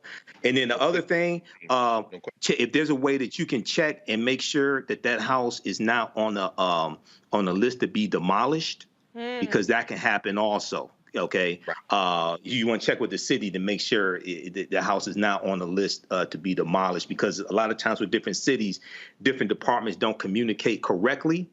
And so check that out. I learned from experience. Check that out. Okay. Well, you learned it, so now you can pass that knowledge on to everybody else. I said the last thing, but this is really the last thing I want to say. And again, I'm not vouching for Bank of America. Don't send me messages. Reese must be getting paid by Bank of America. Yada. No, ain't nothing like that going on, child. I wish I was getting paid by all these people to talk positively about them. But the reality is, what's interesting to me is, some of the criteria for this loan program in particular, it actually kind of does away with some of the more stringent credit requirements. Now, we know that it's, part of the subprime lending crisis was people who had bad credit or people who weren't creditworthy, quote unquote, were given loans that they couldn't afford. But it's really interesting, and I just want to end on this point, that there are certain barriers to Black people obtaining homes, like credit scores, like debt to income ratios, like a lot of these things that a program like this program, not vouching for it, is trying to do away with. So one of the things I just want to say is keep an open mind about, we talk about wanting to close the racial home ownership gap. We talk about wanting to close the wealth gap. But then when programs come along, then we look down, not we, us, but people look down on the criteria for that, when the criteria is designed to help get around the things that are stopping us from obtaining homes and building wealth as a family. So I couldn't let that go by without saying that. So, all right, let's move on though. We have another story to get to. This one is about an Iowa judge who says a girl who was 15 when she killed a man she said raped her multiple times must pay his family restitution. Piper Lewis pleaded guilty in June 2021 to the killing of Zachary Brooks Lewis. Said the 37-year-old raped her multiple times in 2020. Lewis received a deferred judgment from Polk County District Judge David Porter after pleading guilty to voluntary manslaughter and willful injury. Lewis will be on probation for 5 years. She must serve 200 hours of community service and pay $150,000 in restitution, plus more than $4,000 in civil penalties. Iowa law requires the court to sentence offenders to pay at least $150,000 in restitution if they kill another person. Lewis's former teacher set up a GoFundMe page and has raised $330,000. More attorneys find out if Iowa law would allow the donated money to pay the restitution. Okay, oh wait, let me see, is this the same story? Okay, I just wanna go back to the panel real quick on this.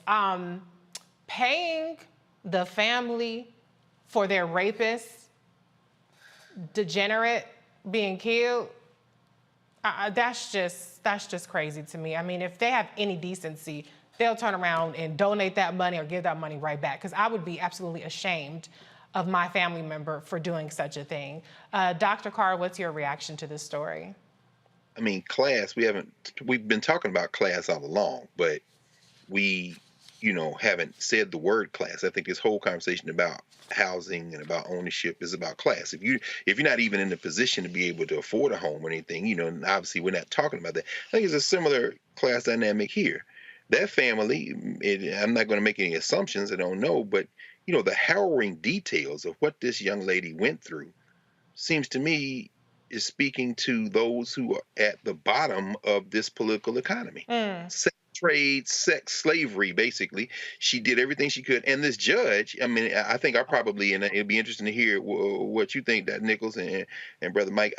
And reading this story, I thought to myself, okay, this judge is out to get her. But then it's very clear that his hands were tied by this law, which ostensibly appears to have been passed to protect the most vulnerable in these situations. Now, this is an extreme circumstance. So the community service, the fact that There's a possibility of maybe getting out from under this $150,000. There's been $330,000 raised crowdsourced. Now the question is, does the law allow folks who paid this money to this young lady to be able to use that money to pay this off and then maybe go to school?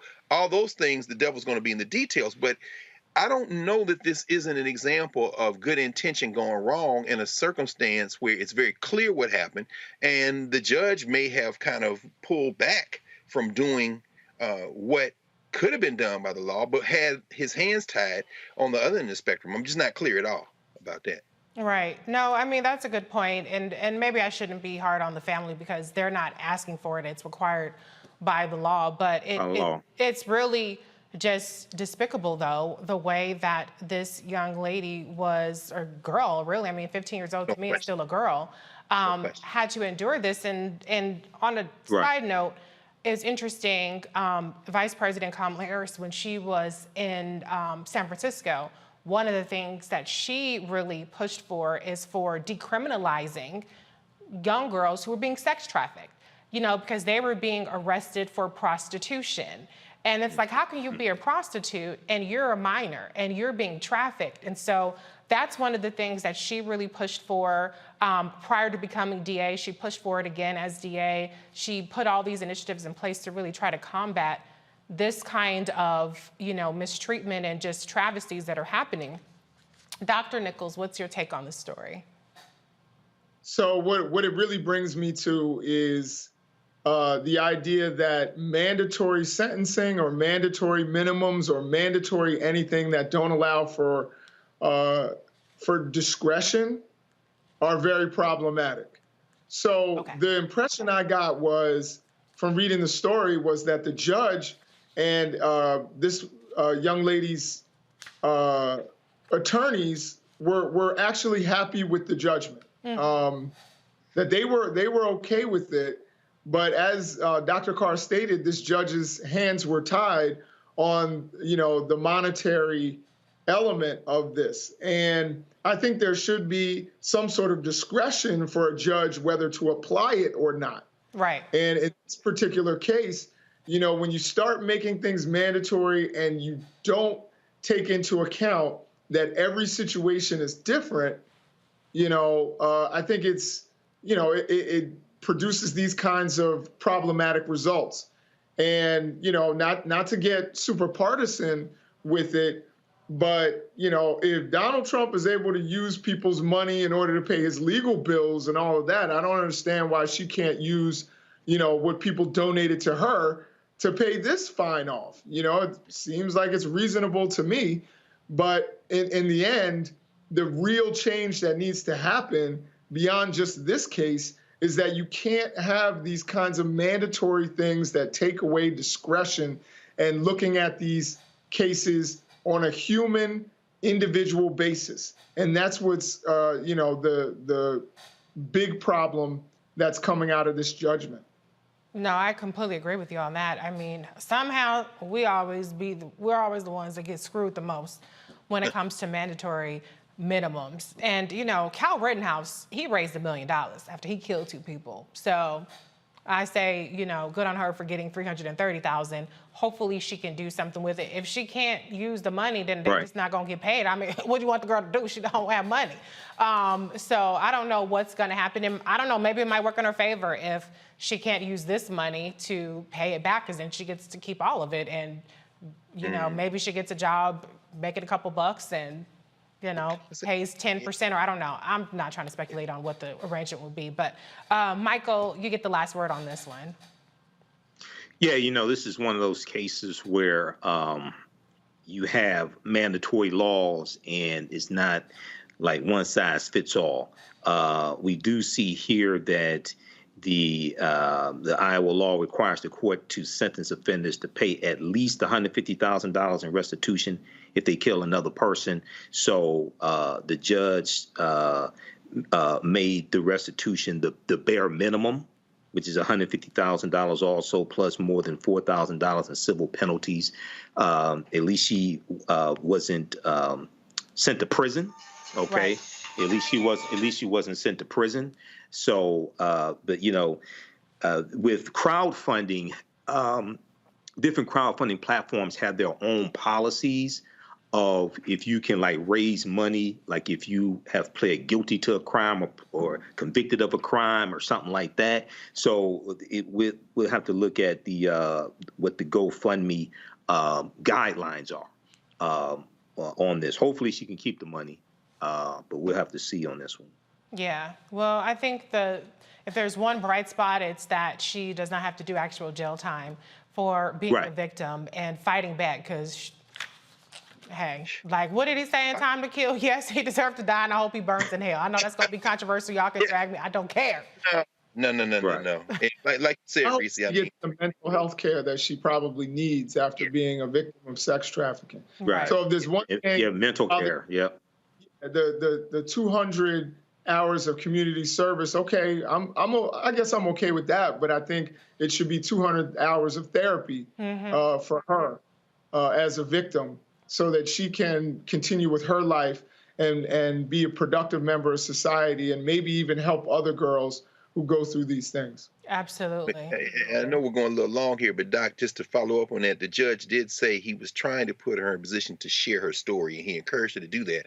And again, I mean, I'm glad you mentioned that, Reese, about, you know, those efforts that Kamala Harris engaged in California.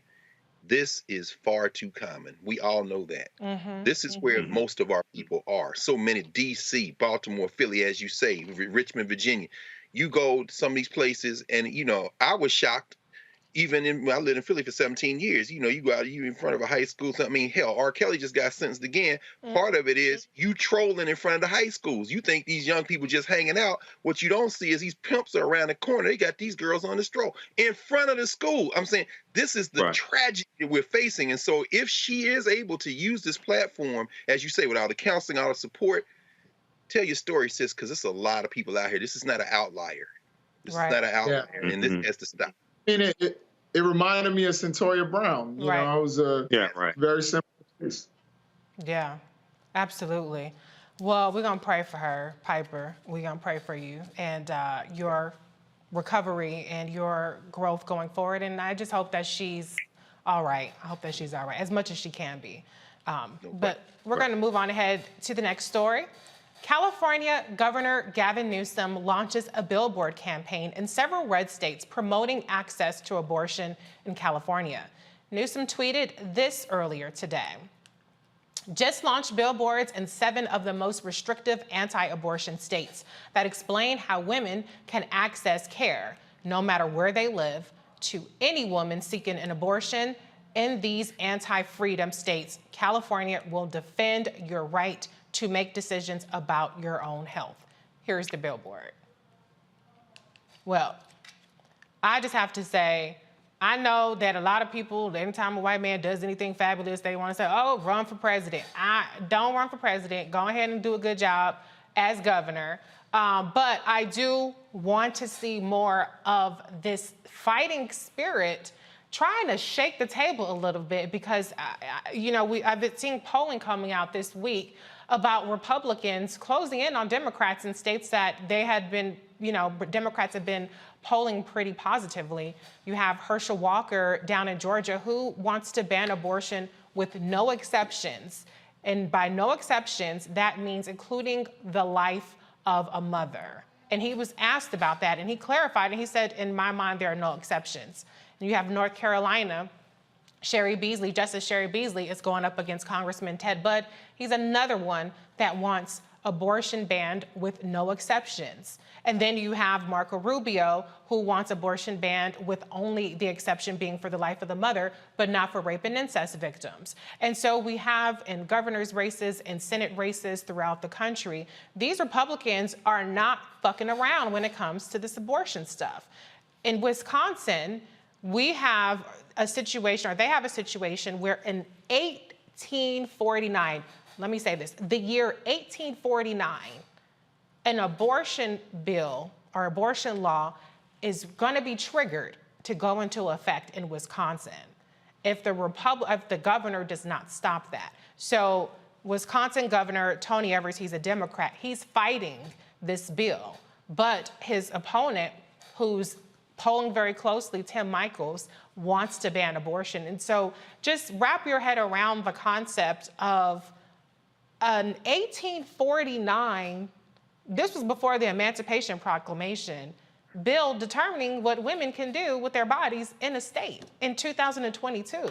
So I know I got on a soapbox a little bit there, but Dr. Carr, your reaction to just, you know, what's at stake here? And do you think that what Newsom is doing is something that we should be seeing more of? What do you think? Well, Reese, I think we all know Gavin Newsom is running for president. The only question is when. Yeah, well, yeah. Well, you know, and I would say the only thing in Herschel Walker's mind is mud and old newspapers, which speaks to the larger point. They're not fucking around. These white nationalists they're going to break the United States. And I know people get tired of hearing me say that, but all you got to do is study a little American history. This was never a nation. And federalism has always been used by the interests that have a stake in keeping it a loose federation and advancing their interests. Gavin Newsom is playing the smartest strategy that could be played. There's nobody like him. He's in that huge state with that huge economy, and he is taking on the pufferfish in Florida and that shovel-mouth bastard in Texas, and he is making a point of it. And, you know, when little Lynn Graham trots out his little a national ban, 15-week ban, we talked about this on this show. We knew that once Roe was overturned, the next step was going to be to introduce federal legislation. Graham is trying to salvage what he thinks he's trying to salvage the midterms. But now, finally, what he is doing is basically trying to rally the base, because what none of us are privy to, polls notwithstanding, are the conversations that are being had behind closed doors about how nervous the white nationalist party is, how worried the Democrats are, and Newsom is upping the ante. This is not going to be an election. It's not going to be politics. It's going to be won by trying to find some reasonable middle ground. Sorry, Joe.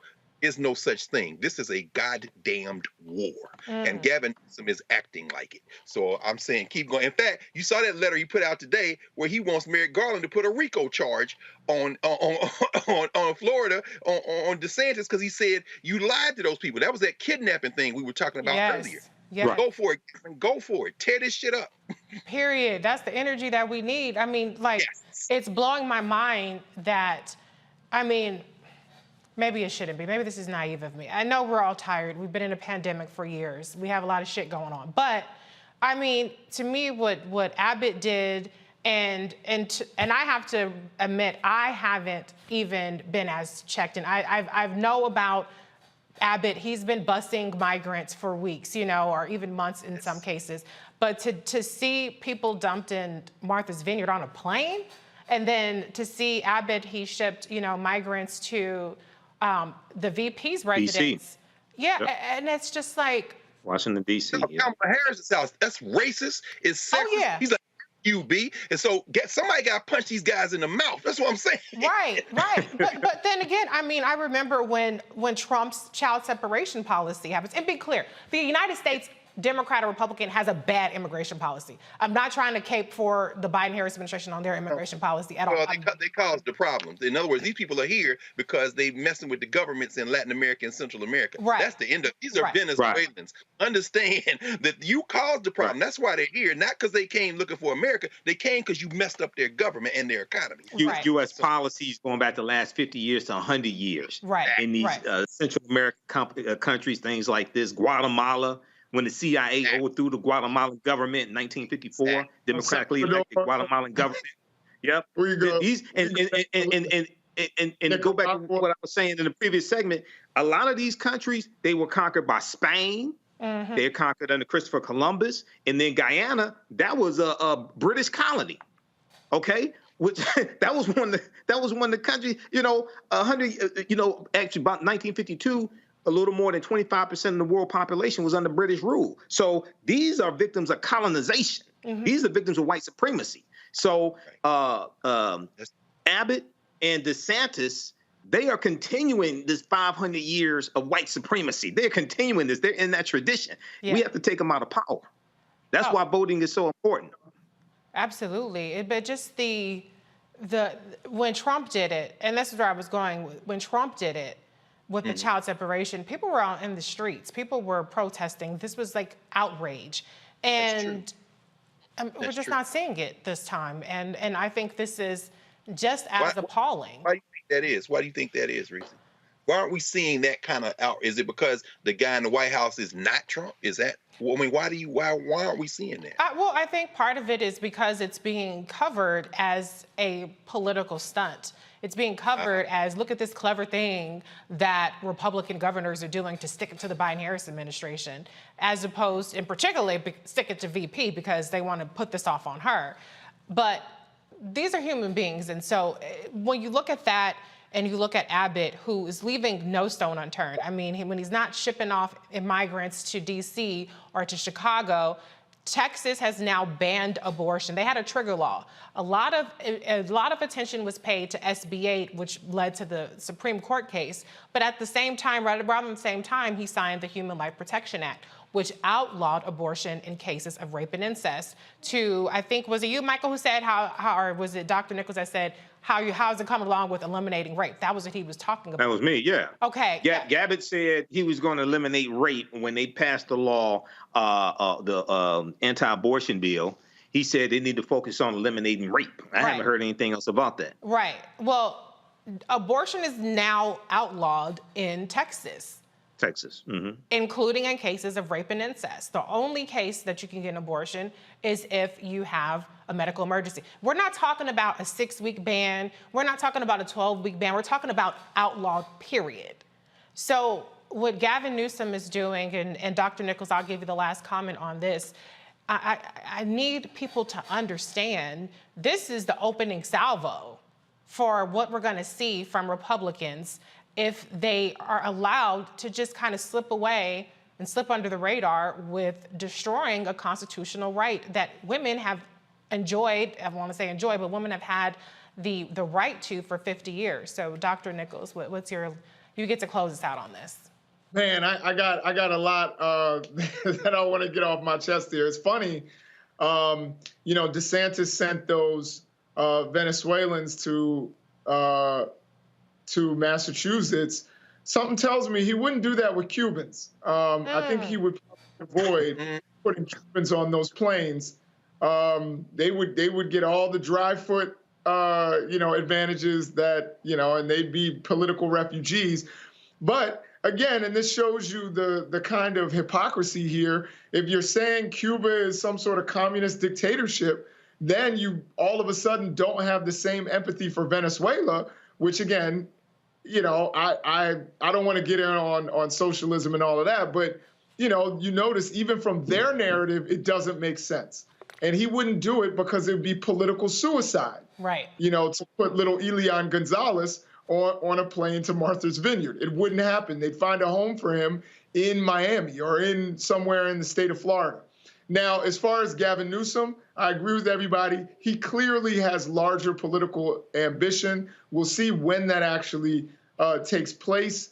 I think he started puffing his chest out a little bit after surviving that recall, which was a joke anyway, but he started doing that. And, he has those political ambitions, but what he's doing is showing chutzpah, and I think it is really important. And lastly, as far as Herschel Walker is concerned, he believes in children being born, and then he can abandon them later and allow for them, to fend for themselves later. He wants them to be born, but he'll look the other way when they actually come up and say, "Hey, Dad."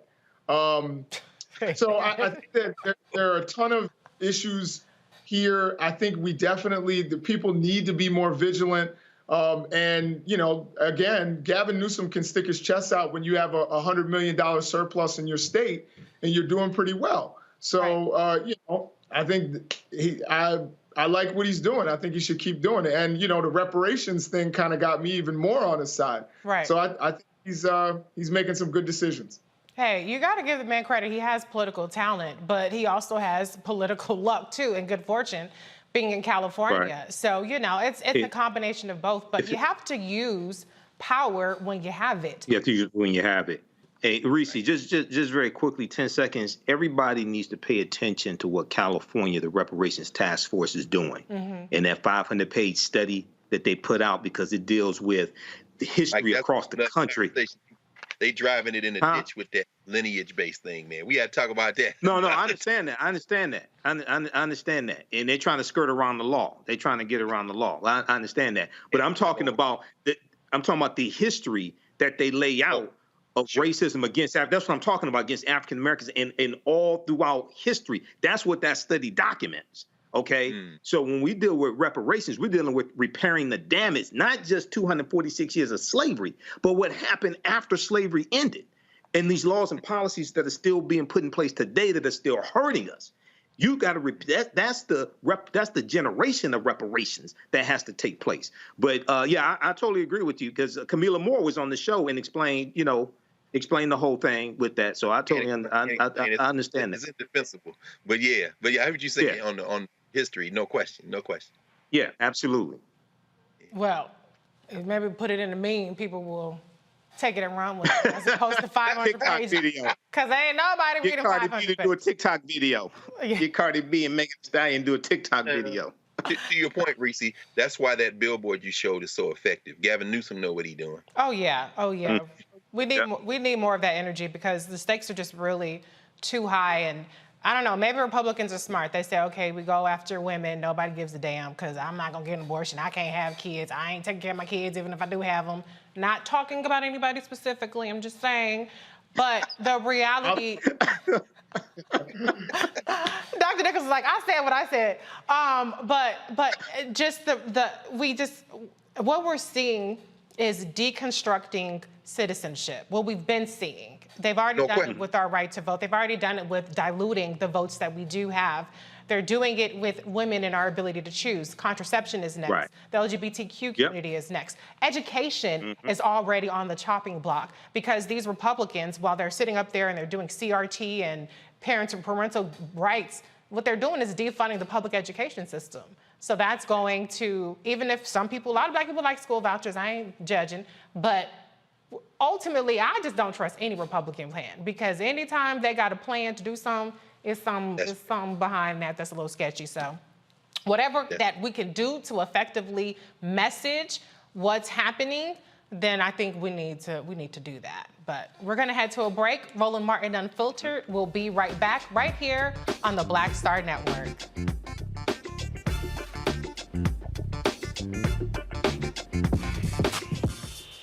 When we invest in ourselves, our glow, our vision, our vibe, we all shine. Together, we are black beyond measure. Can you believe the nerve of these Republicans? They only want to block progress for our community. They talk about cutting Medicare and Social Security. They played politics with veterans' health care. They voted against the George Floyd Justice and Policing Act and funding for our HBCUs, and against lowering prescription drug costs for our seniors. These Republicans keep trying hard to stand in the way, but President Biden, Vice President Harris, and Democrats won't let them. They are delivering for us. The Democratic National Committee is responsible for the content of this advertising.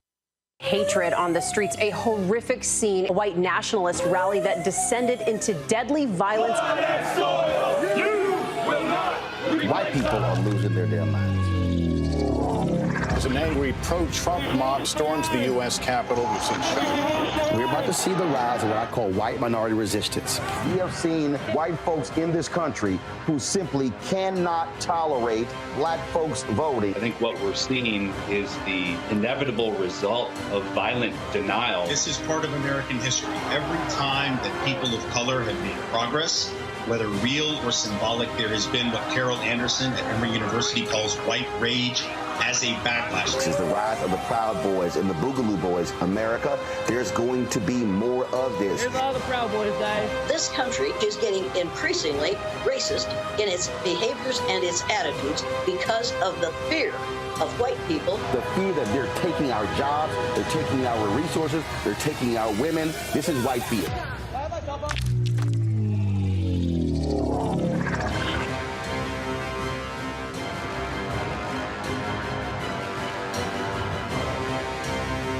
Black TV does matter, dang it. Hey, what's up, y'all? It's your boy Jacob Lattimore, and you're now watching Roland Martin right now. Yee.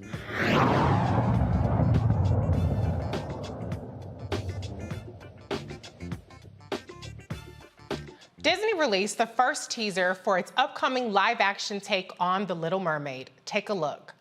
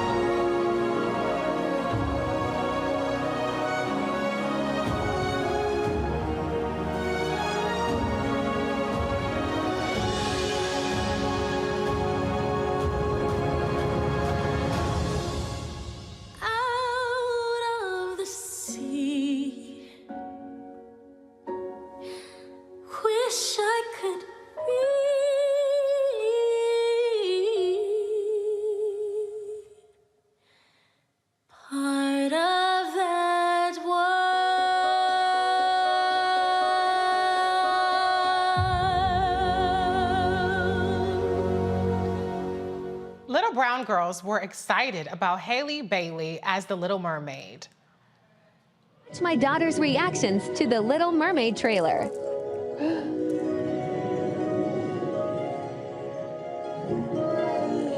Look.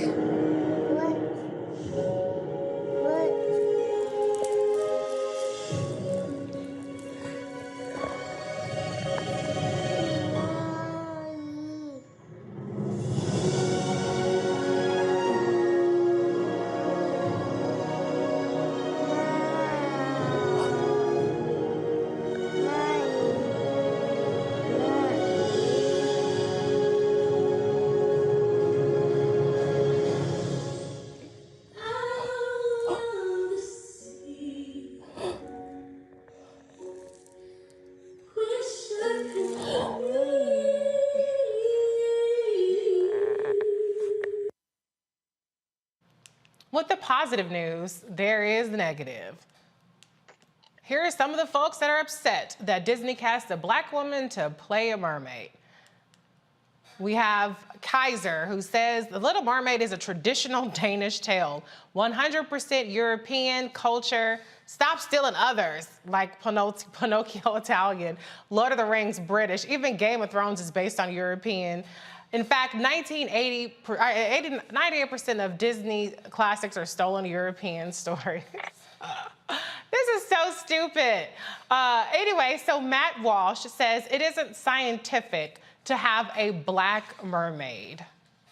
All right, Max Winter says, a black actor playing the Little Mermaid really is a case of white erasure. All forms of art, including fairy tales, are meant to be reflections of the author's experiences and observations.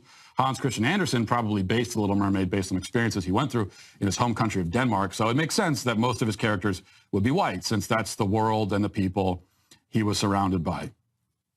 Yeah, I'm given the way that we deal with these sorts of issues, I'm sympathetic to that. Now, I would be fine, like we talked about yesterday. We don't have to rehash the entire thing, but if we all agreed that race in films and TV shows, especially fictional stories, don't matter, and we're going to take a kind of colorblind casting approach, and you know, it doesn't matter as long as the actor is good. If we could all agree on that, then I'd be on board. And as I said, that's basically what it was for many years, what it was back in the 90s. But what I cannot abide by is the double standard thing where we say, well, the casting, the race in casting matters only for certain races and not for others. No, we're not doing that. Also, by the way, with The Little Mermaid, can we also just mention that just from a scientific perspective, okay, it doesn't make a lot of sense to have someone with darker skin who lives deep in the ocean. I mean, if anything, not only should the Little Mermaid be pale, she should actually be translucent. If you look at deep sea creatures, they're like translucent. They have no kind of pigmentation whatsoever. and they're just like these horrifying, they look like skeletons floating around in the ocean. That's what the Little Mermaid should look like. She should be totally pale and skeletal, where you can see her skull through her face. And that would actually be a version of Little Mermaid that I would watch. That's embarrassing. Freak. I bet it is, you freak. I mean, look. Girl in the bottom of the ocean, I bet he would watch that. Well, I mean, if we're being scientific, didn't y'all come out the Caucasus Mountain? Or no, y'all ain't from the ocean too, last I checked. Okay. Look, but the Danes were trying to figure out how to cook food when Yemaya and Oshun were coming out the ocean and the river. So let's be clear. You don't know, and I like what Mike Harriet said. He said mermaids are by definition biracial. But let's be clear. We ain't got no dog in this fight. Y'all remember Blazing Saddles when Cleavon Little showed up in town and it was like, the sheriff is near, the sheriff is near. Then he got close and they saw he was black. The sheriff isn't. When she came up out there water, I'm like, y'all should just make this a satire. Because I ain't got a... Disney is trying to make all the money in the world. They got a Muslim Miss Marvel from the comic books from Pakistan. They're gonna make Namor the Submariner Latinx when everybody who reads the comics knows he is white as the sheet. Shang-Chi is Chinese. His Shuri may be the Black Panther, may not be the Black Panther. And they're gonna put this Israeli girl in the new Captain America and is setting off bells over there with the Palestinians. Disney trying to make that cash. The reason that girl is black is because they see the demographic, and the most important words to be heard is when these children said, "I can't wait to go." Oh yeah, that's right. I mean, that's all Disney care about. So the mermaid is here. I get the anti-capitalism aspect of it, but as a mother of an 18-month-old, almost 18-month-old, I have to tell you, when there's this little show on Disney called Eureka. And it's a brown girl in prehistoric times, and she has purple kind of, hair, and it's really funky. And Ava just goes apeshit every time it comes on. I mean, she's like looking at me, and she's like, and she starts dancing and swinging around. And I mean, it brings so much joy to her. It doesn't scare you, Reese? Does it scare I used to have my godson in the back seat, and every time Barney come on, he go into a trance. I don't let no kids watch anything that these corporate people program, because it's like, wait a minute, how the hell you're a child? I don't trust that. Well, listen, there's probably as much crack in Disney stuff as Beyonce has in her Renaissance album, so we're all in the same boat of being transfixed with things. No question. So, I mean, for me, part of the fun of it is starting to be how just completely unhinged these people are about it. Like, I didn't have interest in the Game of Thrones prequel, even though I watched Game of Thrones. But now I'm like, well, let me check it out, because this black guy is pissing them off, or the Lord of the Rings thing they have going on. They're mad about the black people. Like, these are not real characters. Y'all already don't see black people as human anyway, so it should be less of a stretch to see black people play a half mermaid, half whatever.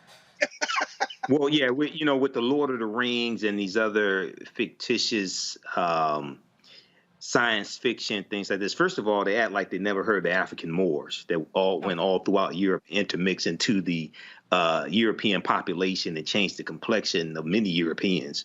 Number one. Number two, I remember back in 2015 on the History Channel, they had a series called Barbarians Rising. And it dealt with like 700 years of invasions of the Roman Empire. And the first episode dealt with Hannibal Barca, Hannibal of Carthage, and the Carthaginians and the Punic Wars. And they portrayed Hannibal as an African, which he was. The Carthaginians, descendants of the Phoenicians. And some white people lost their minds. And it wasn't a brother like you had to look there and look at him for 5 minutes and listen to the tonality of his voice to determine if he was African descent. No, Nicholas Pinnock, you can look at that brother. That's a brother right there with a thick black beard, okay? So they were correct. A lot of white people lost their minds. This ties into white fear. This ties into Roland's book. Yeah. They're seeing these demographic changes here in the country, and not all white people, but these people that voted for Trump. They see these demographic changes in the country, and they can't handle it. And then they go to their escape. They go to their escape, which is science fiction. They go to their escape, which is a Disney movie, and then Negroes in the Disney movie. They're gonna have an Andy Griffith marathon because there's no black people in Mayberry. They keep trying to go to their escapes, right? And we keep popping up. So. And then you look at the YouTube, the trailer on YouTube has 1.5 million dislikes, things like this. So a lot of these people have just totally lost their minds. You know, they just totally lost their minds. So look at I'm sorry, look at it though. They're gonna make that money up in the Spanish market. Disney is global. This movie, these hillbillies in the United States ain't gonna stop this train. They're gonna make that money up in Latin America. Oh yeah, they're gonna make it. African Americans go see it. And I understand. My daughter's 5 years old. You know, and I watched the whole thing of the little girl's reaction to it. I'm glad I saw it before here because it brought tears to my eyes. Here, my daughter's 5 years old, right? My daughter loves Paw Patrol. She likes Sesame Street. She likes Doc McStuffins, things like this. So we need to flip this and like do lectures dealing with like the origins of the mermaids and where all this stuff comes from, things like this as well. But this is you know, just the reaction from many Europeans is just, you know, you don't have anything better to do than this? No. The attack Haley Bailey, you don't have anything better to do than this? You know, so. And I have to say, Haley Bailey, I met her at the VP's residence and for Juneteenth, and she's so she's like a mermaid in person. Like, she's just so lovely and sweet, and she has this just really divine voice and this great energy. So I love that for her. I love that for little black girls and everybody. And, you know, I'm gonna be honest, I don't let my kid watch like the super white cartoons like Coco Melon. I'm like, oh, everybody got green eyes, blue eyes, everybody's super white. I'm like, where are the black cartoons? So she watches, you know, Motown Magic. I'll let her watch the animals. So she does Word Party, other kind of stuff. But I'm happy that there are a lot of shows for her to watch. Don't judge me, or you can, I don't care. But I know a lot of people don't like their kids watching TV. But God, for Nollywood, because I mean, somebody got to tell our stories that we have. I mean, Disney is not for us. Disney out there trying to make money. No, so I mean, I understand. Thank God for the African film market, because at some point, when we get our act together, the American Negro gonna be sitting somewhere with our $5 in our hand, talking about. Anyway, well, that's true. African market, things like that. But what I think also it's important for us to do, and you may want to weigh in this, Greg, if we have time. These white supremacists are largely attacking this African American woman. Haley Bailey. No question. That's what I'm saying. So I don't want that to be lost in this whole Disney movie.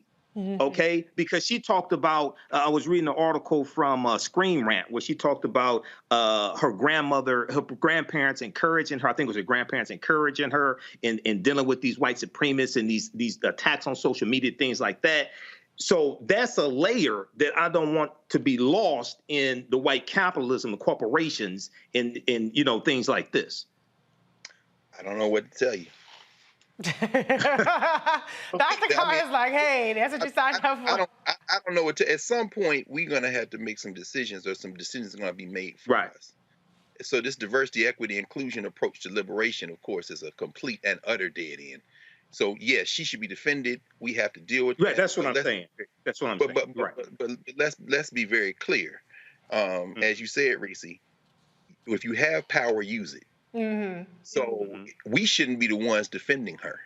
Disney needs to have all the smoke for every white supremacist that they have contributed to their political campaign. Yeah. That they have emboldened. In other words, this is not our fight. This is Disney fight. Because Disney getting ready to pimp the black community for another $2 billion, like they did Black Panther. So when these white boys come for her, it don't need to be us. Yeah, we should say, but it need to be Disney. And Disney's not going to do that. Why? Because Disney don't give a damn about her either. This is all, you know what I'm saying? I mean, so I don't know. I don't have an answer other than you got to have your own stuff. We make our own documentary, and we've done this. Right. We've done this. Right. But I mean, going back to Oscar Micheaux, going back in the early 1900s. But at the same time, we had race movies. When we had race movies. Well, we got Gracie's Corner on YouTube. We got our own stuff. But guess what? Disney. When it comes to a kid and cartoons. Exactly. Hey, I'm Team Disney on that one. I know, Dr. Carr, you can drag me, but I am Team Disney. Dr. Nichols, you're shaking your head. Go ahead. What you got? Yeah, let me get a word in. I have a 3-year-old myself, and I understand my 3-year-old loves Peppa Pig. So she's sitting around here walking around talking like a British person. So I will say this. I think it's important, and this was kind of stated, but I think it's important for us to make cartoons for our kids. Yeah. Oh, yeah. You better believe Matt Walsh, who you just showed, who I think was trying to be funny with that whole translucent thing, but he's not funny. No. But at any rate, Matt Walsh works for the Daily Wire. The Daily Wire White wants to supremacists. get out of political content and get into cultural stuff. They want to make movies.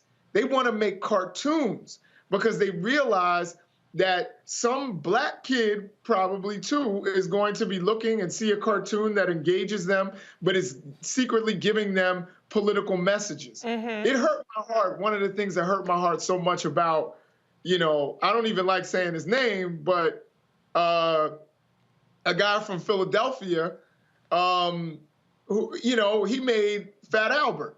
And that was so important for kids my age. That was so important for us to see a bunch of black kids who lived in urban communities and how great that was.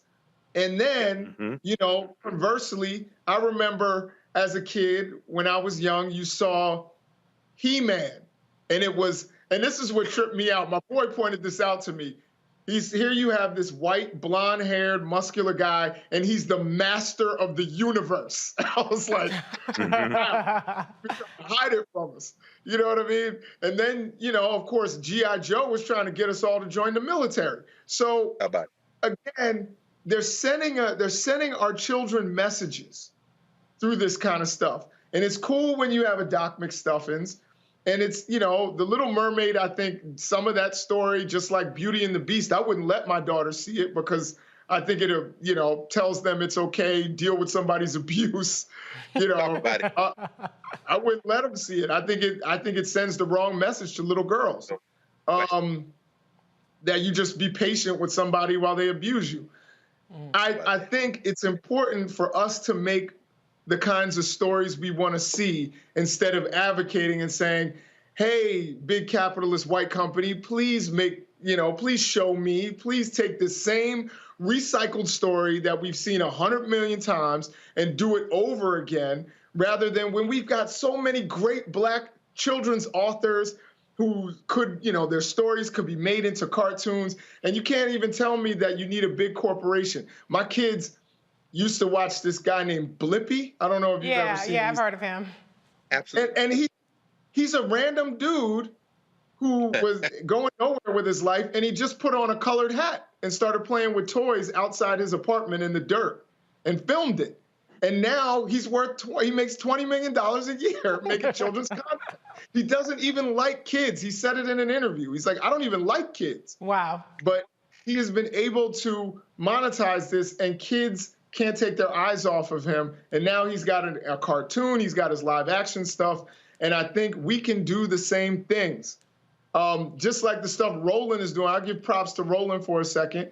The stuff Roland's doing by trying to, I read he was promoting HBCU sports and all of that, going into sports content.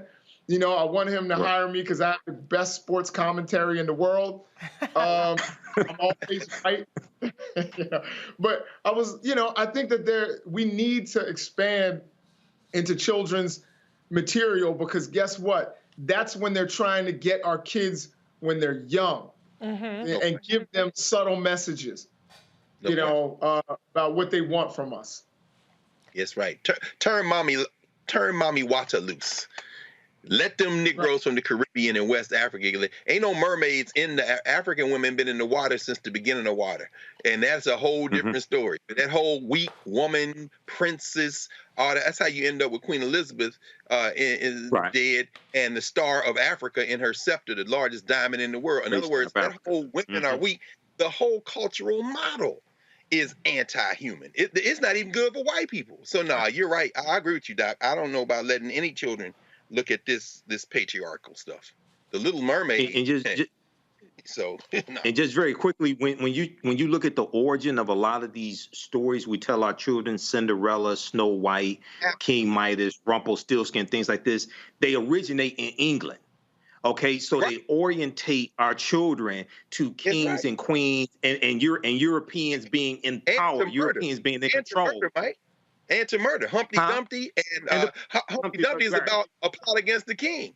Rockabye Baby is about killing the next heir. In the treetop, the baby, down will come cradle baby and all. In other words, these people talking about murder and it's all in their children's stories. And of course, our children's stories had a violent nature to them, and they were toned down.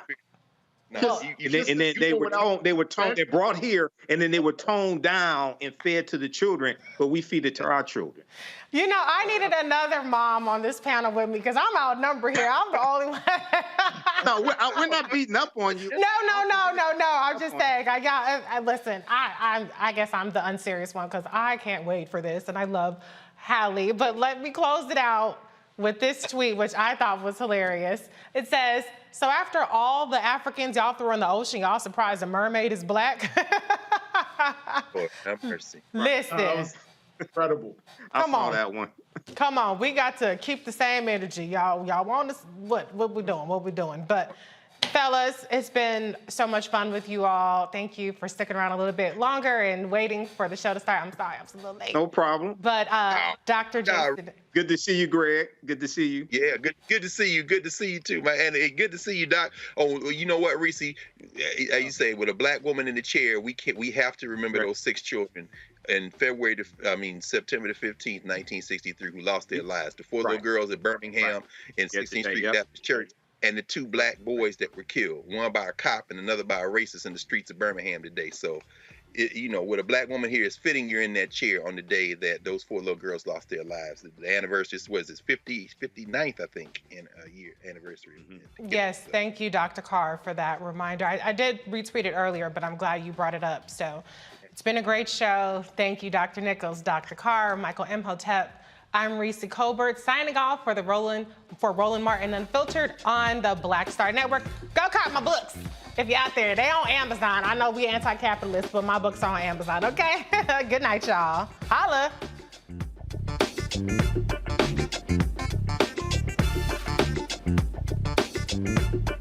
When you talk about blackness and what happens in black culture, we're about covering these things that matter to us, speaking to our issues and concerns. This is a genuine people-powered movement. There's a lot of stuff that we're not getting. You get it, and you spread the word. We wish to plead our own cause.